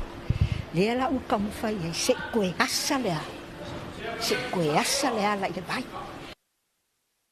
Tala mai le Pasifika, tala mai tonga, na toe tolo po ta ulumanga le funutanga le palemene o tonga I le amatanga le nei vaiaso. Ona o le mafui e tusa ma le fitu tesi ma le tolu lana malo sili fua mafui e. Le asa lulu ina i le atunu o tonga, i le te o le tasi le vavea o le asonga fua. Na sau noli sui pa le mio le malo o tonga. Honorable Dr. Taniela Fusi Malohi, e whaafetaia le alofa o le atua. Ona o le aio se wha le lave sa tula i mai. Ai meise le taimi tonu na tula i mai eile nei mafui e. O le taimi lava na lulu ai le mafui e. Na te tangi ai fo i mawha ailo ilo ta avale o leo. E longo ai le atunuu. Ina ia ngai ese manaufanga mawala lalo. Aya nga ino fuanga mawalunga. Ua whaailoa fo i le a afio au nanga tau fisota inga telefoni hapai. Ona o le malo si tele o le lulu o le mafui e. O le tūlai mai ai o le nei mafui e na tā uai fo i le sui pāli mi o tonga. E le i maua sana mo le lei. Ona o le popole ne i oso se tsunami. Ai o le tūlanga wha le tono lo iai au wala i tonga. E matua lea o ngā i taimi o wha lawe wha penei. Ua whaailoa fo i le minisita o tanga talau tele. E te tau lavona longa o mawhai puli o i tū malo te itasi. Ia vave fo i o na lātou longo tangata o lātou i tū malo. I taimi e tūlai mai ai wha lawe wha fosei. O la so tolu si fultasi le asa ngā tailefona tanga le pāle mene o tonga, ma sa fua le vai asoli nei e toi sui ai, e na vave o na toi mai ale fono tanga ma whaata ape, i le mai o le inu ngā ti le malo longa i le tai au, ina ua ua le pāle mene le nei mafui e. Ua mai tauina le ofisa o leo ma le vaenga fale pui whapea fo i le whaamisinonga le malo tonga. O le toa tele o la towe maa ngalo mai le fale pui. E toe o lava i tonu ona o le tango fio fuala au whaasaina o le marijuana ma le aisa. O la tau nei sa atuli mua whaasalanga. Mai ta i tolu i le whāta usanga le umi. Ma sa iele manatu o le asui o la tau mawhau i le toe whaia se sisoli ngā tū la fono. Ai pe tai o lea ua whao popo pea la tau e toe fo iatu te tonu o le whale pui. O la tau lava sa atuli whaasalanga mua. Ai ua tango fia le aisa ma le marijuana. O le vale tolu se fulu tausanga i le fās fulu lima tausanga leo lo ua afia. O la so lua se fulu valu le masina o Februari, o le tausanga e lua afe lua fā. Na alua ile o so whainga le leo se tase o fale i kolomatua, ma maua ai leo ni fuala au whaasaini o le aisa, o loo whaatawina se tase o fale na nga iai leo so whainga. E lima se fulu fā masina ua whaasalaina aini ali i se toa fā, sa tuli mua fo i o la tō whaasalanga, ai o lea ua toe whaasalaina le whaamasinonga ona o whala au whaasaina. Talafona, manu ia tele whi au mga luenga le nei aso. Whaafafonga i Talafona le 2AP i lunga o anala leo 5 wha o amo, wha mo tasi o fitu tesi male wha, iwa tasi tesi male tasi, male wha mo iwa lua tesi male tasi. Malunga o le sino e, mai ngoa iai i lunga o le 2AP Facebook page, male ala ata le malo o le TV iwa, le si whafonga o Samoa, le 2AP. Looking for the best ingredients to make your family meals extra special? Choose Manaya Family's Favorite. From cooking oil to mushrooms, canned tomatoes, fruit cocktail, peaches, kidney beans, vermicelli, beetroot, and more, Manaya brings the finest quality to your kitchen. Exclusively distributed by Chanma Company Limited, Manaya products are trusted and loved by families everywhere. Make every meal a delight with Manaya. Manaya, family's favorite. Available now at a store near you.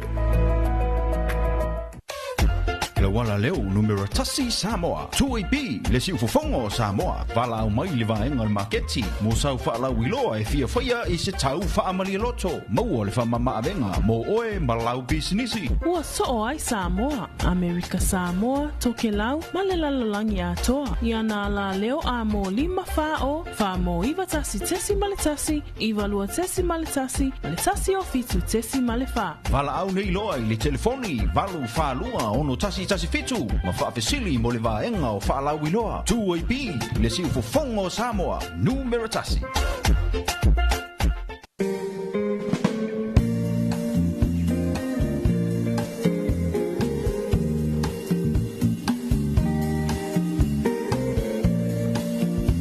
Ole na pe na fa fonga le tanto watu no ia tanto tano fo ilo na toi fa sala wina ia mese foi le tawurunga tuai o le tanto por kalamele terina stop 10 ia ile ni fo ivaenga o le tai au ina ua se fulu mana minuta le nei wate ili tula e valu ta filipepe ia i le nei fo i tai au o le aso lua le aso mua fo i le nei o le nei masina mana ia o le tele vaenga le sa ta ua tatu telefon ia o mea lava o le tupu tonu tatu tunu ia e whaatalo whaatu le usul bulenga ma le uwhainga benga company supermarket ia amau i sale ufi ia malo le usu malo fo le ona sa il nei vaenga le tai au atalo whaatu nei tatu nei vaenga ia tu mai pela tu tau au ia tatu proklame ele ngata o company business ia o matanga benga le malo ia whaatalo whaatu i whare loa whaatu anga ia inai i vai tele o funga lei o sale longa le mutele i sala fai ia malo so i forman via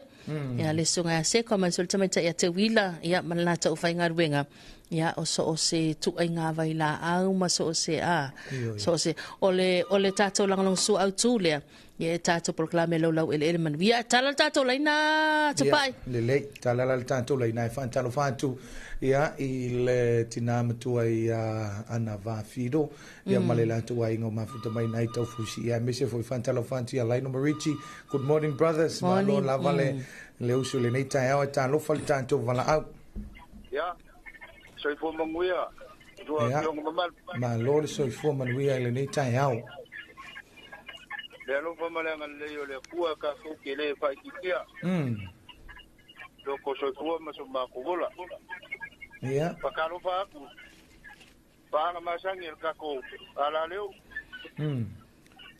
sirfia la vere ri o ko suafa ia fa ko bang la ver kai ia le pakalo fa aku fo ma ngai le si fonga malia mare na fonga akaka porque como ko ka wa vela vale porque si ala mare aka mama ni mafikianga o sa olea yo esa ole lei o yo ngai ke mafakio o ke mafakia pe o falongo ko ka ko i mai de lo sa ngo foi mo lo le ko o male news ya o le ko o male news ya o le ale tūlanga mawalunga re mafatia na mafatia i lau sunga mau malo. O we le ise me o mafakia. Oi, ele ise. O le ke whango.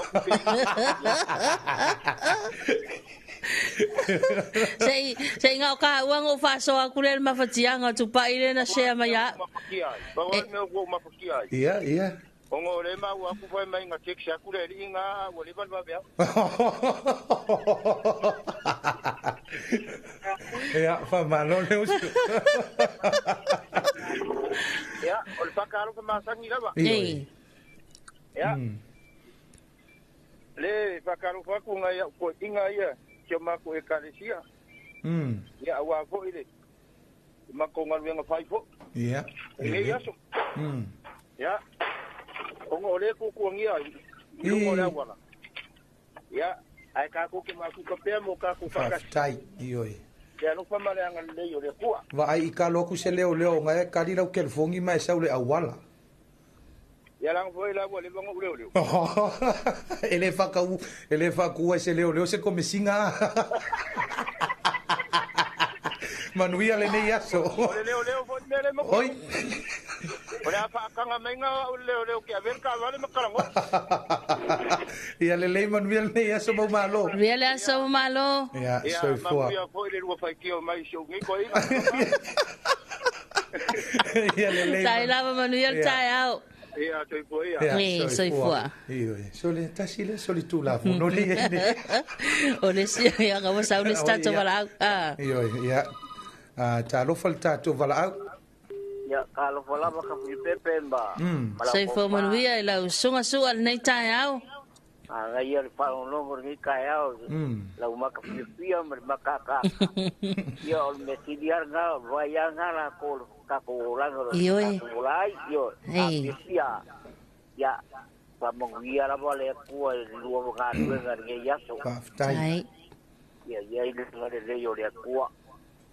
Una marukia foi wai ka ko kere ka makia foi fili da ko ai pa mo ai da ka kori marukia i lu so pu mo leola ya warnga dueng ngar ka rungu ngar ka ko ku ya pa mo wi le ku ngi ya sa nga duenga tai lava nga ya lo fa nga wa mu o se kingane foi nga fa nga lo inga Inga ya olive ma kakiki ya maru ngai ngi yafu. Ya sa ngi ko mo la perida. Ya me fo ngi se fa mo nga. Ya fa kasi le kau ngai fa kau ngi fu fuang fa mo nga uma. Ya ya da ga le di. Ya fa pe fo ngi se pa nga. Ko inga kakiki. Iku dingo ngai pelarupo. Ya me se fora o kakiki umalama mo.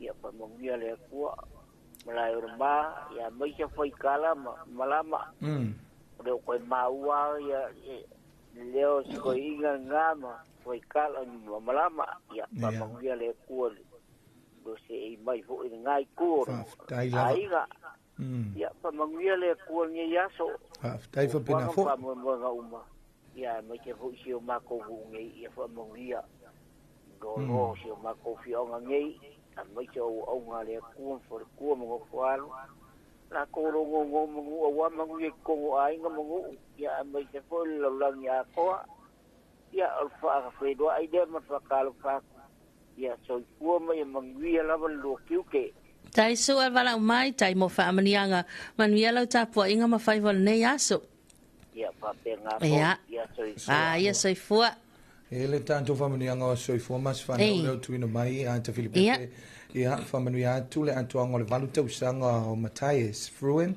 mai Wellington e New Zealand lo fangia ia malofa anga mai on ainga umai Samoa ai Francis le lo anga o ona grandparents o Mackie mo faita si a minute ia o lo anga na ia mai le tamaita ia Justin min ia ile ni fui vai ngo le tai au famania tule so fu le valu tau sanga ia o le le tamale na pole tele na ya ole se wa yan so ifua fa manuia tu la toanga lima sulfitu tu sanga ole falitu ya to wa ina le afio anga lo li ya manuia telele fa manatuina lo lima sulfitu tu sanga ile so ya matou talo lofa tele mo oe ya o laufa nau ina Samoa ma ai mai se ya o laufa nau uma lava nei au kilani New Zealand lofa angana mai ya Olivia ya lofa tu uso to a manuia la toanga lo lima sulfitu tu sanga ya ile so fa folo pele tualo soifua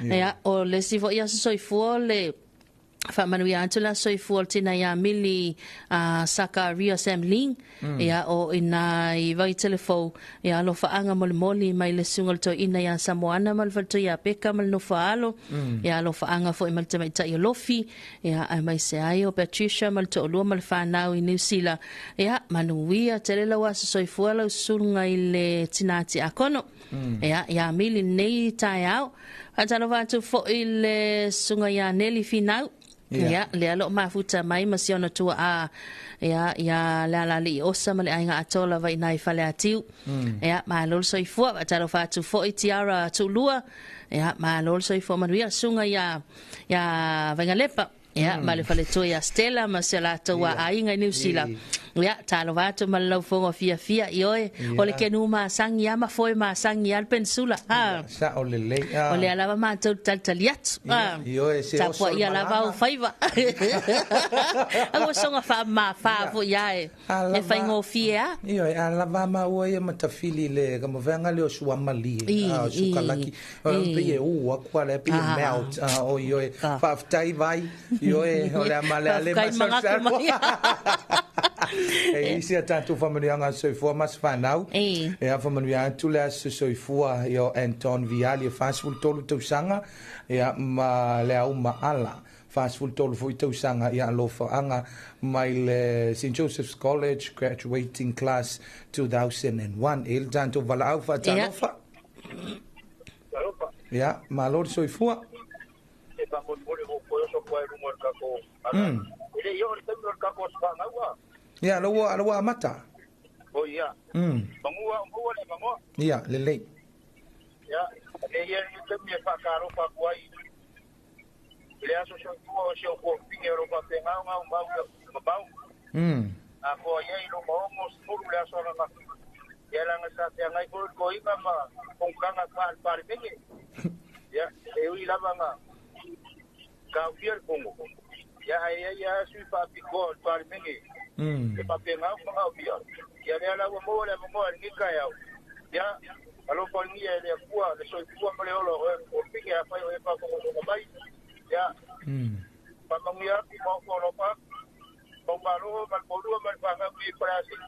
Pa ko ko le kuwa ki sia so to kuwa ma lo gola. Ka ko ke pa ka. Iya.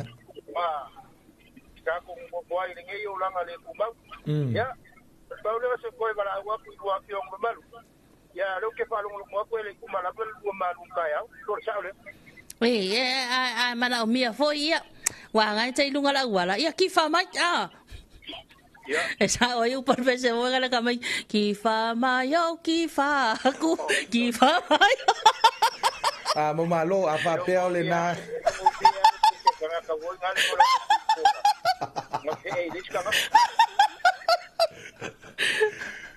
Ya le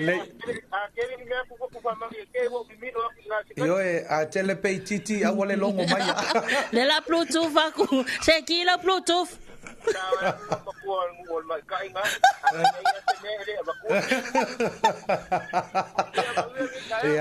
ya la so malo ya Talofa atu le sunga ya moi sau ave ya le sunga moi vai ane uswafa ya malo lava le usul ne vai ngal tai amal vai ngal atwa ya talofa le tanto vala au Ifa ma mo ki o kala ka ya ba Ifa mai ki pa ku ki fa ko ya pa u ko ya ka yesa wase ya lo pa ya mau ko ri pa halo Fodima. Ya, ma ave se ko bawa. No, lava sai fo. O tionga pepe me spera o tau ya pa. Tai. O le lava manguia ya. Ele pa. Ya wa, o vai fai ma ko ngaruenga. Ya wa. Ia pula o ka vale ya. Kala se unga bo mali. Ko po kala pa makango pi. Ta ke ti ngai ku ngai ka ya. Ya, alo pa kele ku ya ka ko pa nga uma o le maua ya. Tai. Kaya wa mau mai ya so so ya lu le ma ke se la ka ngai Ola escala mai fa ka fanga se ngasel ko ing o le ka u wai le te se vole le fa la ka ya o ko o ya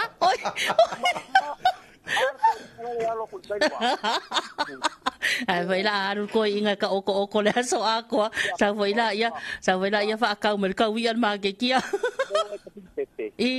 te a ko le limu ka ya ma ko ma lo sel fuku o ya sole o le fuki limu e wa na te do panga te o le fuki limu ya o ko ke le aku ni ka ya o ka ko pa anga o le maua tai ya a me se fo o le lu ku me fo ni ka ya ya Ave ala vai sua fonga ka moli fai foi ma me fa ku pu malo sile ya o mga ngi aso ya ro pa ku foi o ma ku ai nga uma fa fonga mai me se o ma ku fi o ngi sa sai ya o mga lu ngi aso ya ai ngo se o pingai sa ngori na lang ya ko ya me se foi o ai ngo se o pa mai ngi sa ai ma na lang ya ko fa fonga mai ru le ya ro pa ke le kwa mo o ko Aku kok ya lo famai ore amang wi.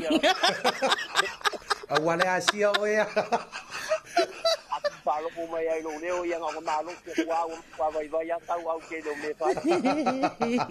Ko ila long isi mea. Por ko ingo. Awale mo ang isi mea. Al fai ore por ko ingo ke le lo pos ko inga sale aula ya pos ko ingo. Ore ko pa poco. Ora kime alo ilalo e tata. Ia, mo pakele mo ruo ku mer foi. Mo ko mo dis kai mi ko vala wa ku pangia kele ia. Ke fai wange yaso. Tai lava Folima. Ia, Folima va si sengi ngi tata ai. Ia, kele lava nge yaso po fai pepe ma pa. Ia, tai manuia foi le ne yaso. Ia, soifua. Olo tala tanto lai na telefoni luata si fa lua o luata si fa lua. Ya o telefoni so malola tunu ole na fisinge me tato numero luata si fa lua o luata si fa lua numero feno vala mai familia le tato por clame familia ngo aso fu maso fa na. Ya pe aso foi maso fa pitoa.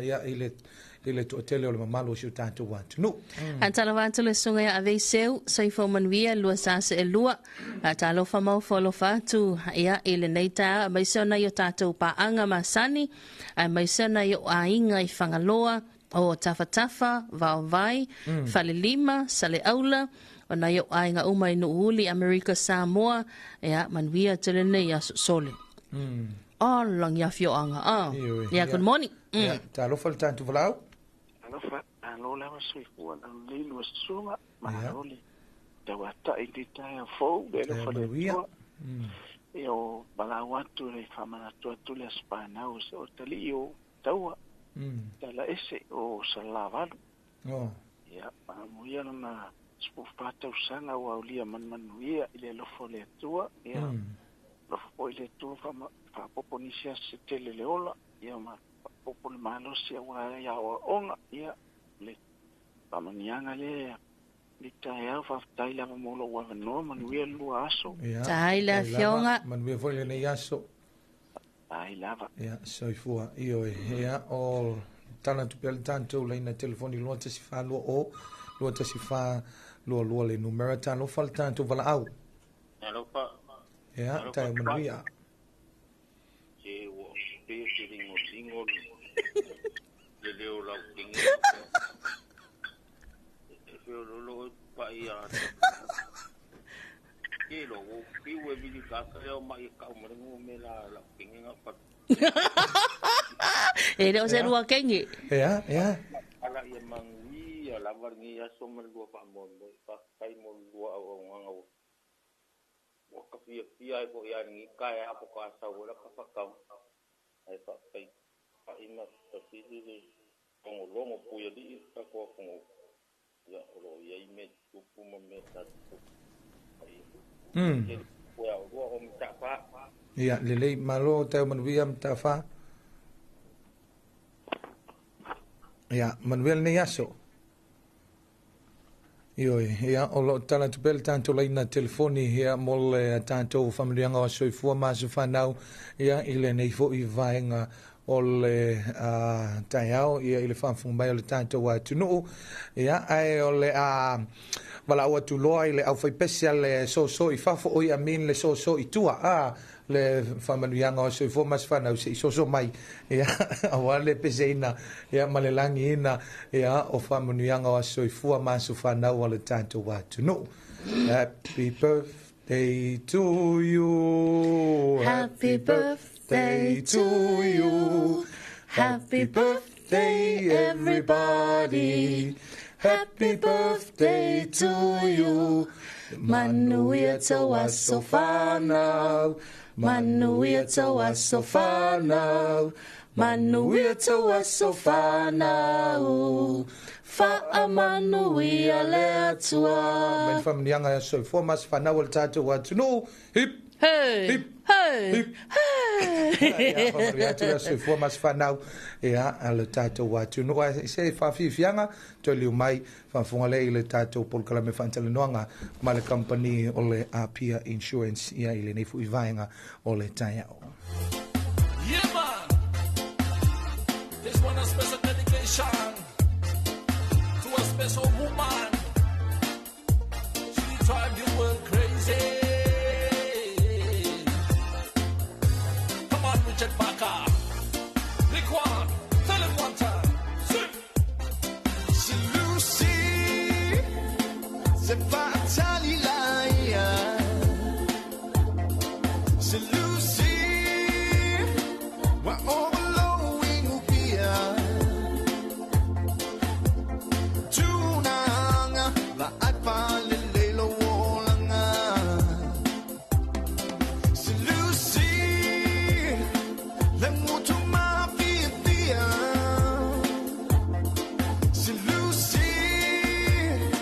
C'est pas l'homme laia.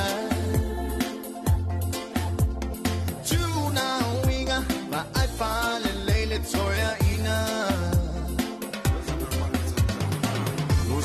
Lucia, lo ya ufaina. Fiwe kama faya kuwa loka. Se sasa, alongo maya papa. Vai palele la siva awa eke fa alaka. Mole mai kiki e lusia fa amangi pe ula ia lau ni kai le manga Lucy se fa tali laia se Lucy wa overlowing pia tunanga va at fale le lo langa se Lucy le puto ma pia se Lucy se fa lo molaia tuna winga va at fale le toya ina yeah let me tell you girl Lucy sa loko mai lo lima sunga awa e ke pisa wanga o se fa wanga ko sunga awa e ke ka wo over ke le lo sa wo mo la lo sunga o le masinga o sui la ki ku le reverse ko fo e lo ainga fai mali fai le mu ke ia ke sunga o e pa u ka ngo ku ka e lo nga e ka ngia ile masusu se Lucy if you take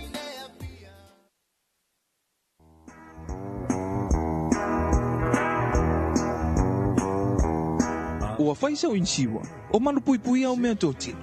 Ta vale, lo maota, mau pisinisi. Ai ape ai malanga i antunu mamao ina ne itu lai mai se wha lave whafose.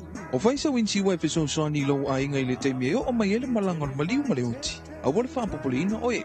O lo i aile Apia Insurance Company e tali o mana o ngā. Siso mai le mātou ofise tufui opa be vala o mai le numero telefoni 255 o Apia Insurance Company tali tonuina ma whaatua tuaina.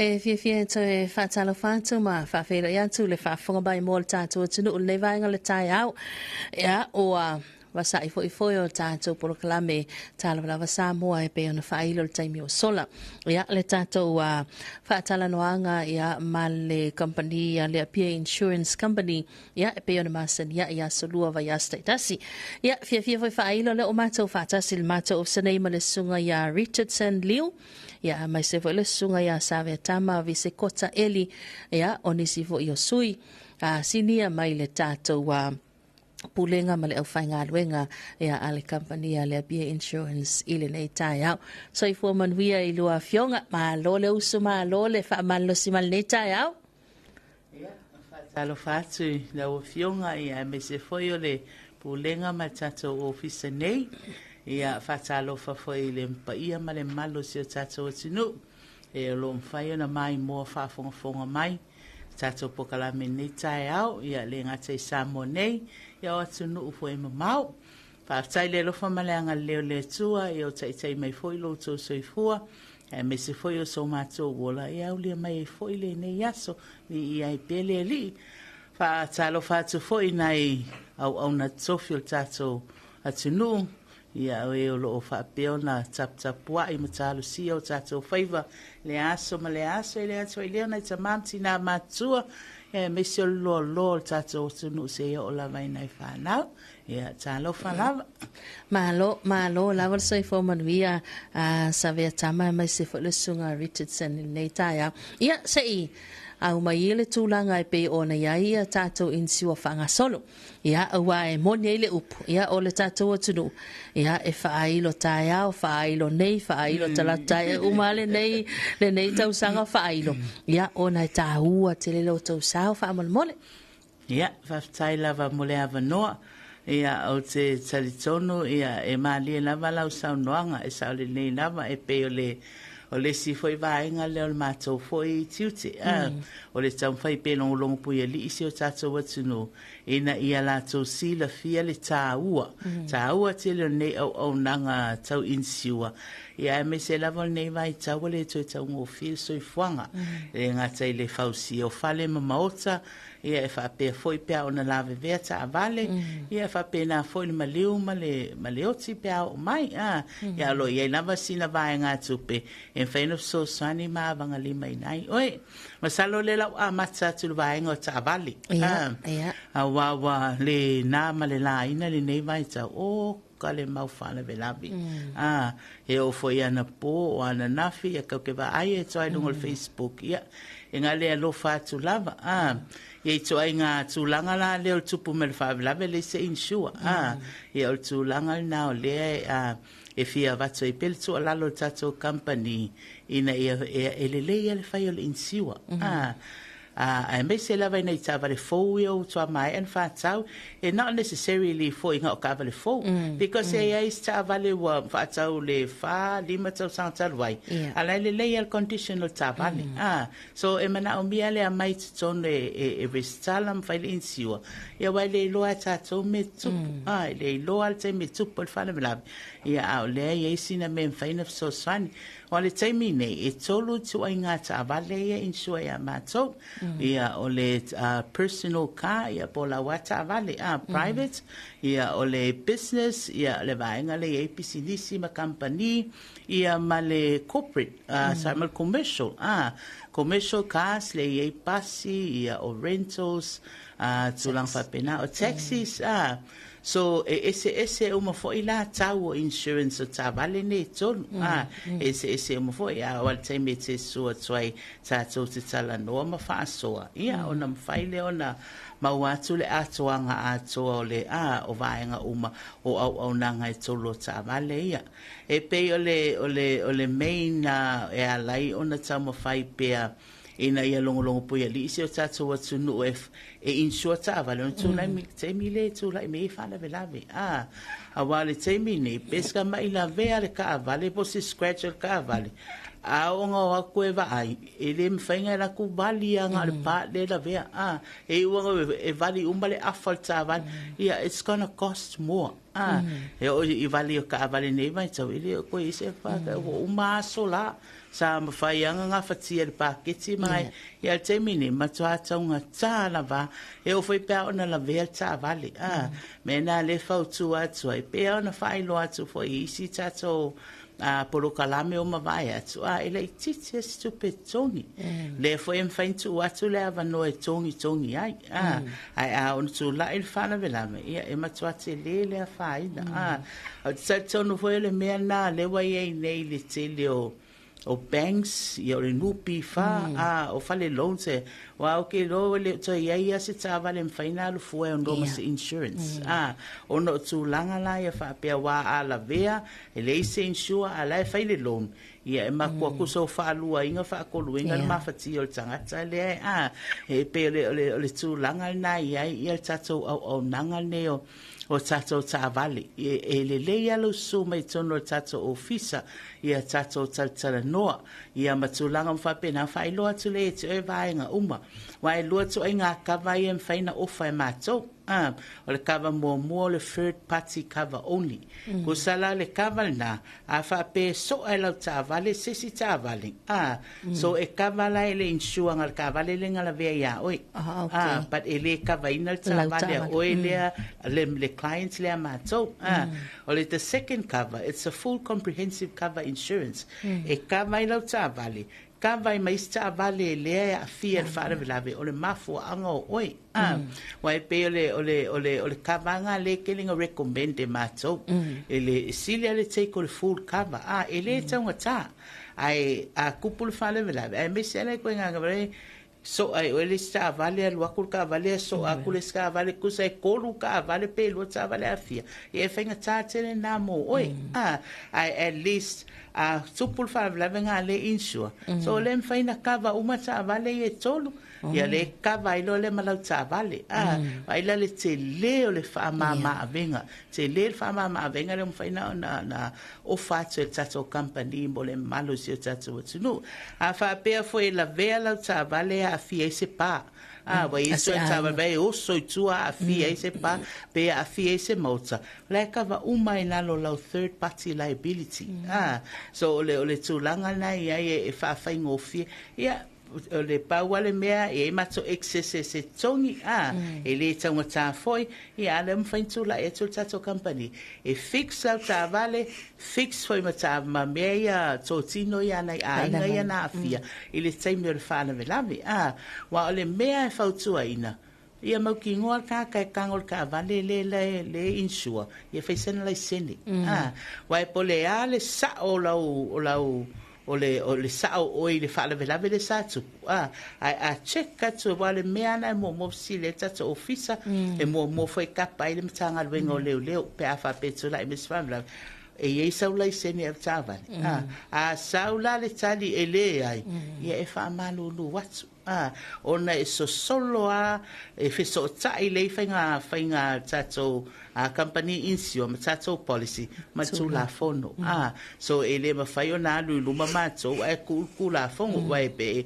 e ia ta i no fo nga ku lo ka ko Samoa e o lon ku por fa le lo la afia ia langa e kam fai fe se wala kam e fa malulu atele ona i lima te ina la maltato nga lwenga tu la fono ia o fa tasi la va tu la fono e pe onisi na ona i va inga ta ua e fa malusia i se tato atunu ele le alto wa fio mai ia fa matala atu ma fa ilo atu ava pele o taimine ia ele ese taimi ma o lor se leni ma tulang fa pena ia suma ilo insua ta vale wa ke le sa vale le mai fafo ia ta vale le fa ta wa nei mai nei alo ma fa na wi nga lo fa vai taimi ai le atu pu mal fa vla ia le ese men fa so sonia malo fa tai la fionga sa vetama ai fa fel tu langa le o pe o tu fenga venga fa New Zealand e ngaluenga fa vai taimi a le te mana o faile in siwal ala ta vale le tu ulo ta mama lo tina o le ase fa faingo fiel tu langa le pe ma fai fo io na fai fa man ia e tu langa le em fai na fai em fai na fai a fa pe o le te ngalu e fa ngaluenga fa vai taimi ia em fai a fa pe lana e fa ta wenta vale na yo ma so em fai na fai wa ia le certificate of ownership le mai le LTA wa ole pepa lava na fa ngai mato pepa restala e fai ele insure so la ma fai na fai e o fai la mato va nga le finance wa ole tele le na ole si va nga mato finance we temine e fai e ta vali le fai nga loan e ta vali ole mena le fai mato nga nga loan a mato lo ta vali me i mai lo fai insure because it's our on pui uma i vaenga na nei te wa ese metu pui a lele uma na tongi long ele nga te vaenga na sila fo ia ile mato vaenga finance ai ia saunga le mu ia le a ese metu pui a wona i mafati si a inga matulanga mfa pena ia la won faina insure malo faftai manino le tulanga ia la sunga Richard e nisi vaenga wa la wal tato au nanga e fa fia tu langa vaenga wa inga leo wa le sata ua e le fionga ya save tama ia tangata mali liu e fa tai lava mole vano e fa talo fa tule malusa mo fa pena fa fonga mai e le tato pokalama nei tai au fa felo ia tu nei aso mo aperila ia o sola vole le tau sanga ia fa tai le lo mo lava le ola mali malosi ia ole pena afsiningia ia olo ia lava le tato o nanga leo o insure lau ava ma pe fa ma vai tu langa ia o tau maliu em fai ona a tau sanga ina le tato insure le po o nanga leo insure mo maliu ia po lau ava ma pe fa ma vai e va toi fo ise so ninga le a pe insurance tu langa ia tato fa le lave ia pe ona mai tau ina le fo vai aso ia olo nga solo tu pe ia le malo la tunu e tau sanga ina ia le o nanga ia o teilo lava ia ole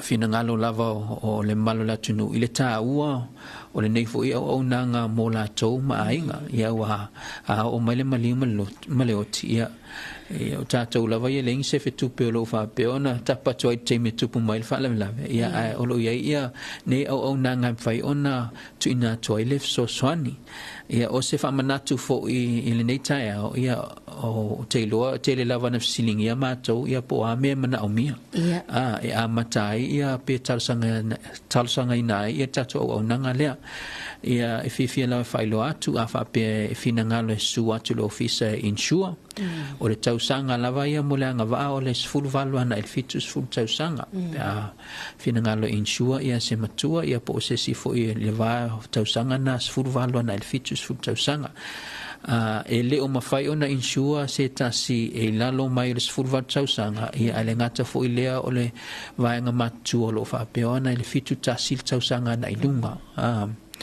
ia o le e le tu uaila a whapea o le tangata o laif ono iwa nei tausanga a la insua ia a te iwalu whaawau le insua i lona fitu sfu tausanga ia maulia le fitu tasi ia e mwhai lava ona whaawau le insua pe o le sina fsili o whapena tuina mai ele malola tunu e fia mala mai foi a whapea o le insua u te mile te rai titi ai pe mwhai lava ona whaawau te mile o ato ele fitu tasi ana ilunga tausanga ia e mawhai ia o le fina ngalo lava tangata mwhaina whaawau e se i o lava te me maliwai ia ole tūlanga na lo ia tato o nanga lea ia ole vaenga tā walanga tauna mai tau mai le malola tunu ia o tau sanga e anga vaai lona lua e te tau ona sua tu le tangata le insua ia mo whanau lo fina ngalo insua ia nei mātua e tau lawana tau sua tu le ofisa manai matua e afoi e whatano uina masaini pe pole insua ia e mana umia fo ila lato consent ia e mana umia ona sila fia ila to le fain fai fa anga ole ona ole mafuanga e te tau ona mai ele fina ngalo mali o matua e a matai le insua ia e avoid fo tulanga fo ina le o la sau le si o le o afoi o le inga insua lo makomra ko inga la le lo la wa ko sa fo le si ko insua ia pe mai le fina ngalo mali a matua ia em fai fo ona avena ma confirmation im fa mau tu ina le happy insurance mo ni se to o mai e fi insua la ia la wa ile la consent ia fa mau ninga o lo fi o la fina ngalo averta ngata le ia pula lo fo imale ma se sir fa naule e fina ngalo e faile la insua ia vai ngalo na lua na tau na suatu lon tolu e tau ona tau awatu se pepa fa maunia ia po se ID e talia ma tau pepa fa nau ia o se passport o le tus folau ia o le pepa fa mauninga fo ingale male nupi fa ia por pepa lo tafo em fai ona na tau awatu e fa maunia ia male vaenga ta wala le e tau ona tuina tu ia se li potel fo mai no winga tau na fai mo se sia ker fo mai ia matu ina tu ia se li potel lo ia mai fo mai i tu lango lo ia le soifua ona le insua le ele o mafai ona talia ina ia e lo ia ni mai tunga ia pe tu langa na mana umia ela vai mato ia le lipoti le forma ia malvai ngamun muli ia tape na tulula ia maseleni en pain mata selau tala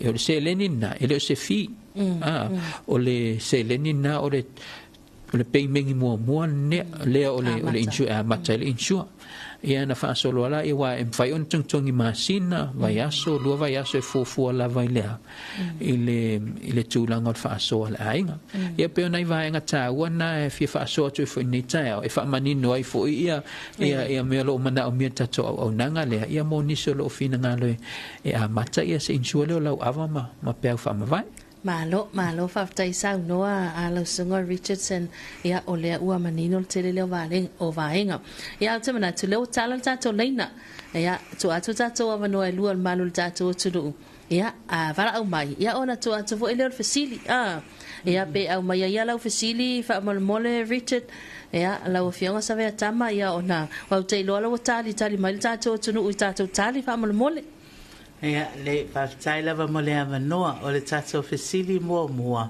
e tolu atu ai ngā tā vale e whainga insua ia mātou pe o lena tala noa atu ai tai au nei ia se tau mai la po atu ai ngā tā vale e tolu whamolmon Luata si whanua oma, luata si whanua lua ia tātou numero telefoni o atu ai ngā tā vale e tolu ia e te tau ona insua i lalo tātou company le Pia Insurance Company ia wala umai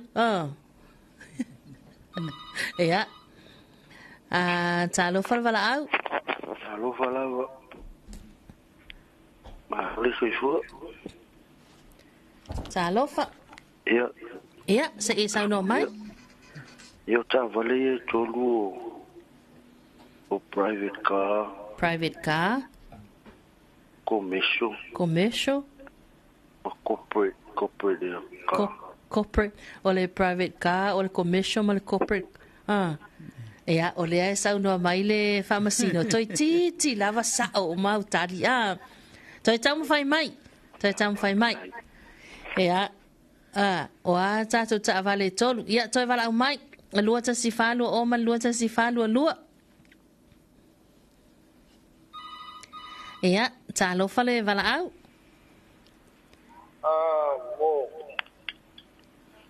Mo kavalvale personal car. Personal cars, ia? Yeah. Ma kavale pasi. Kavale pe o pasi. Yeah. Ia? Commercial car. Ma commercial cars?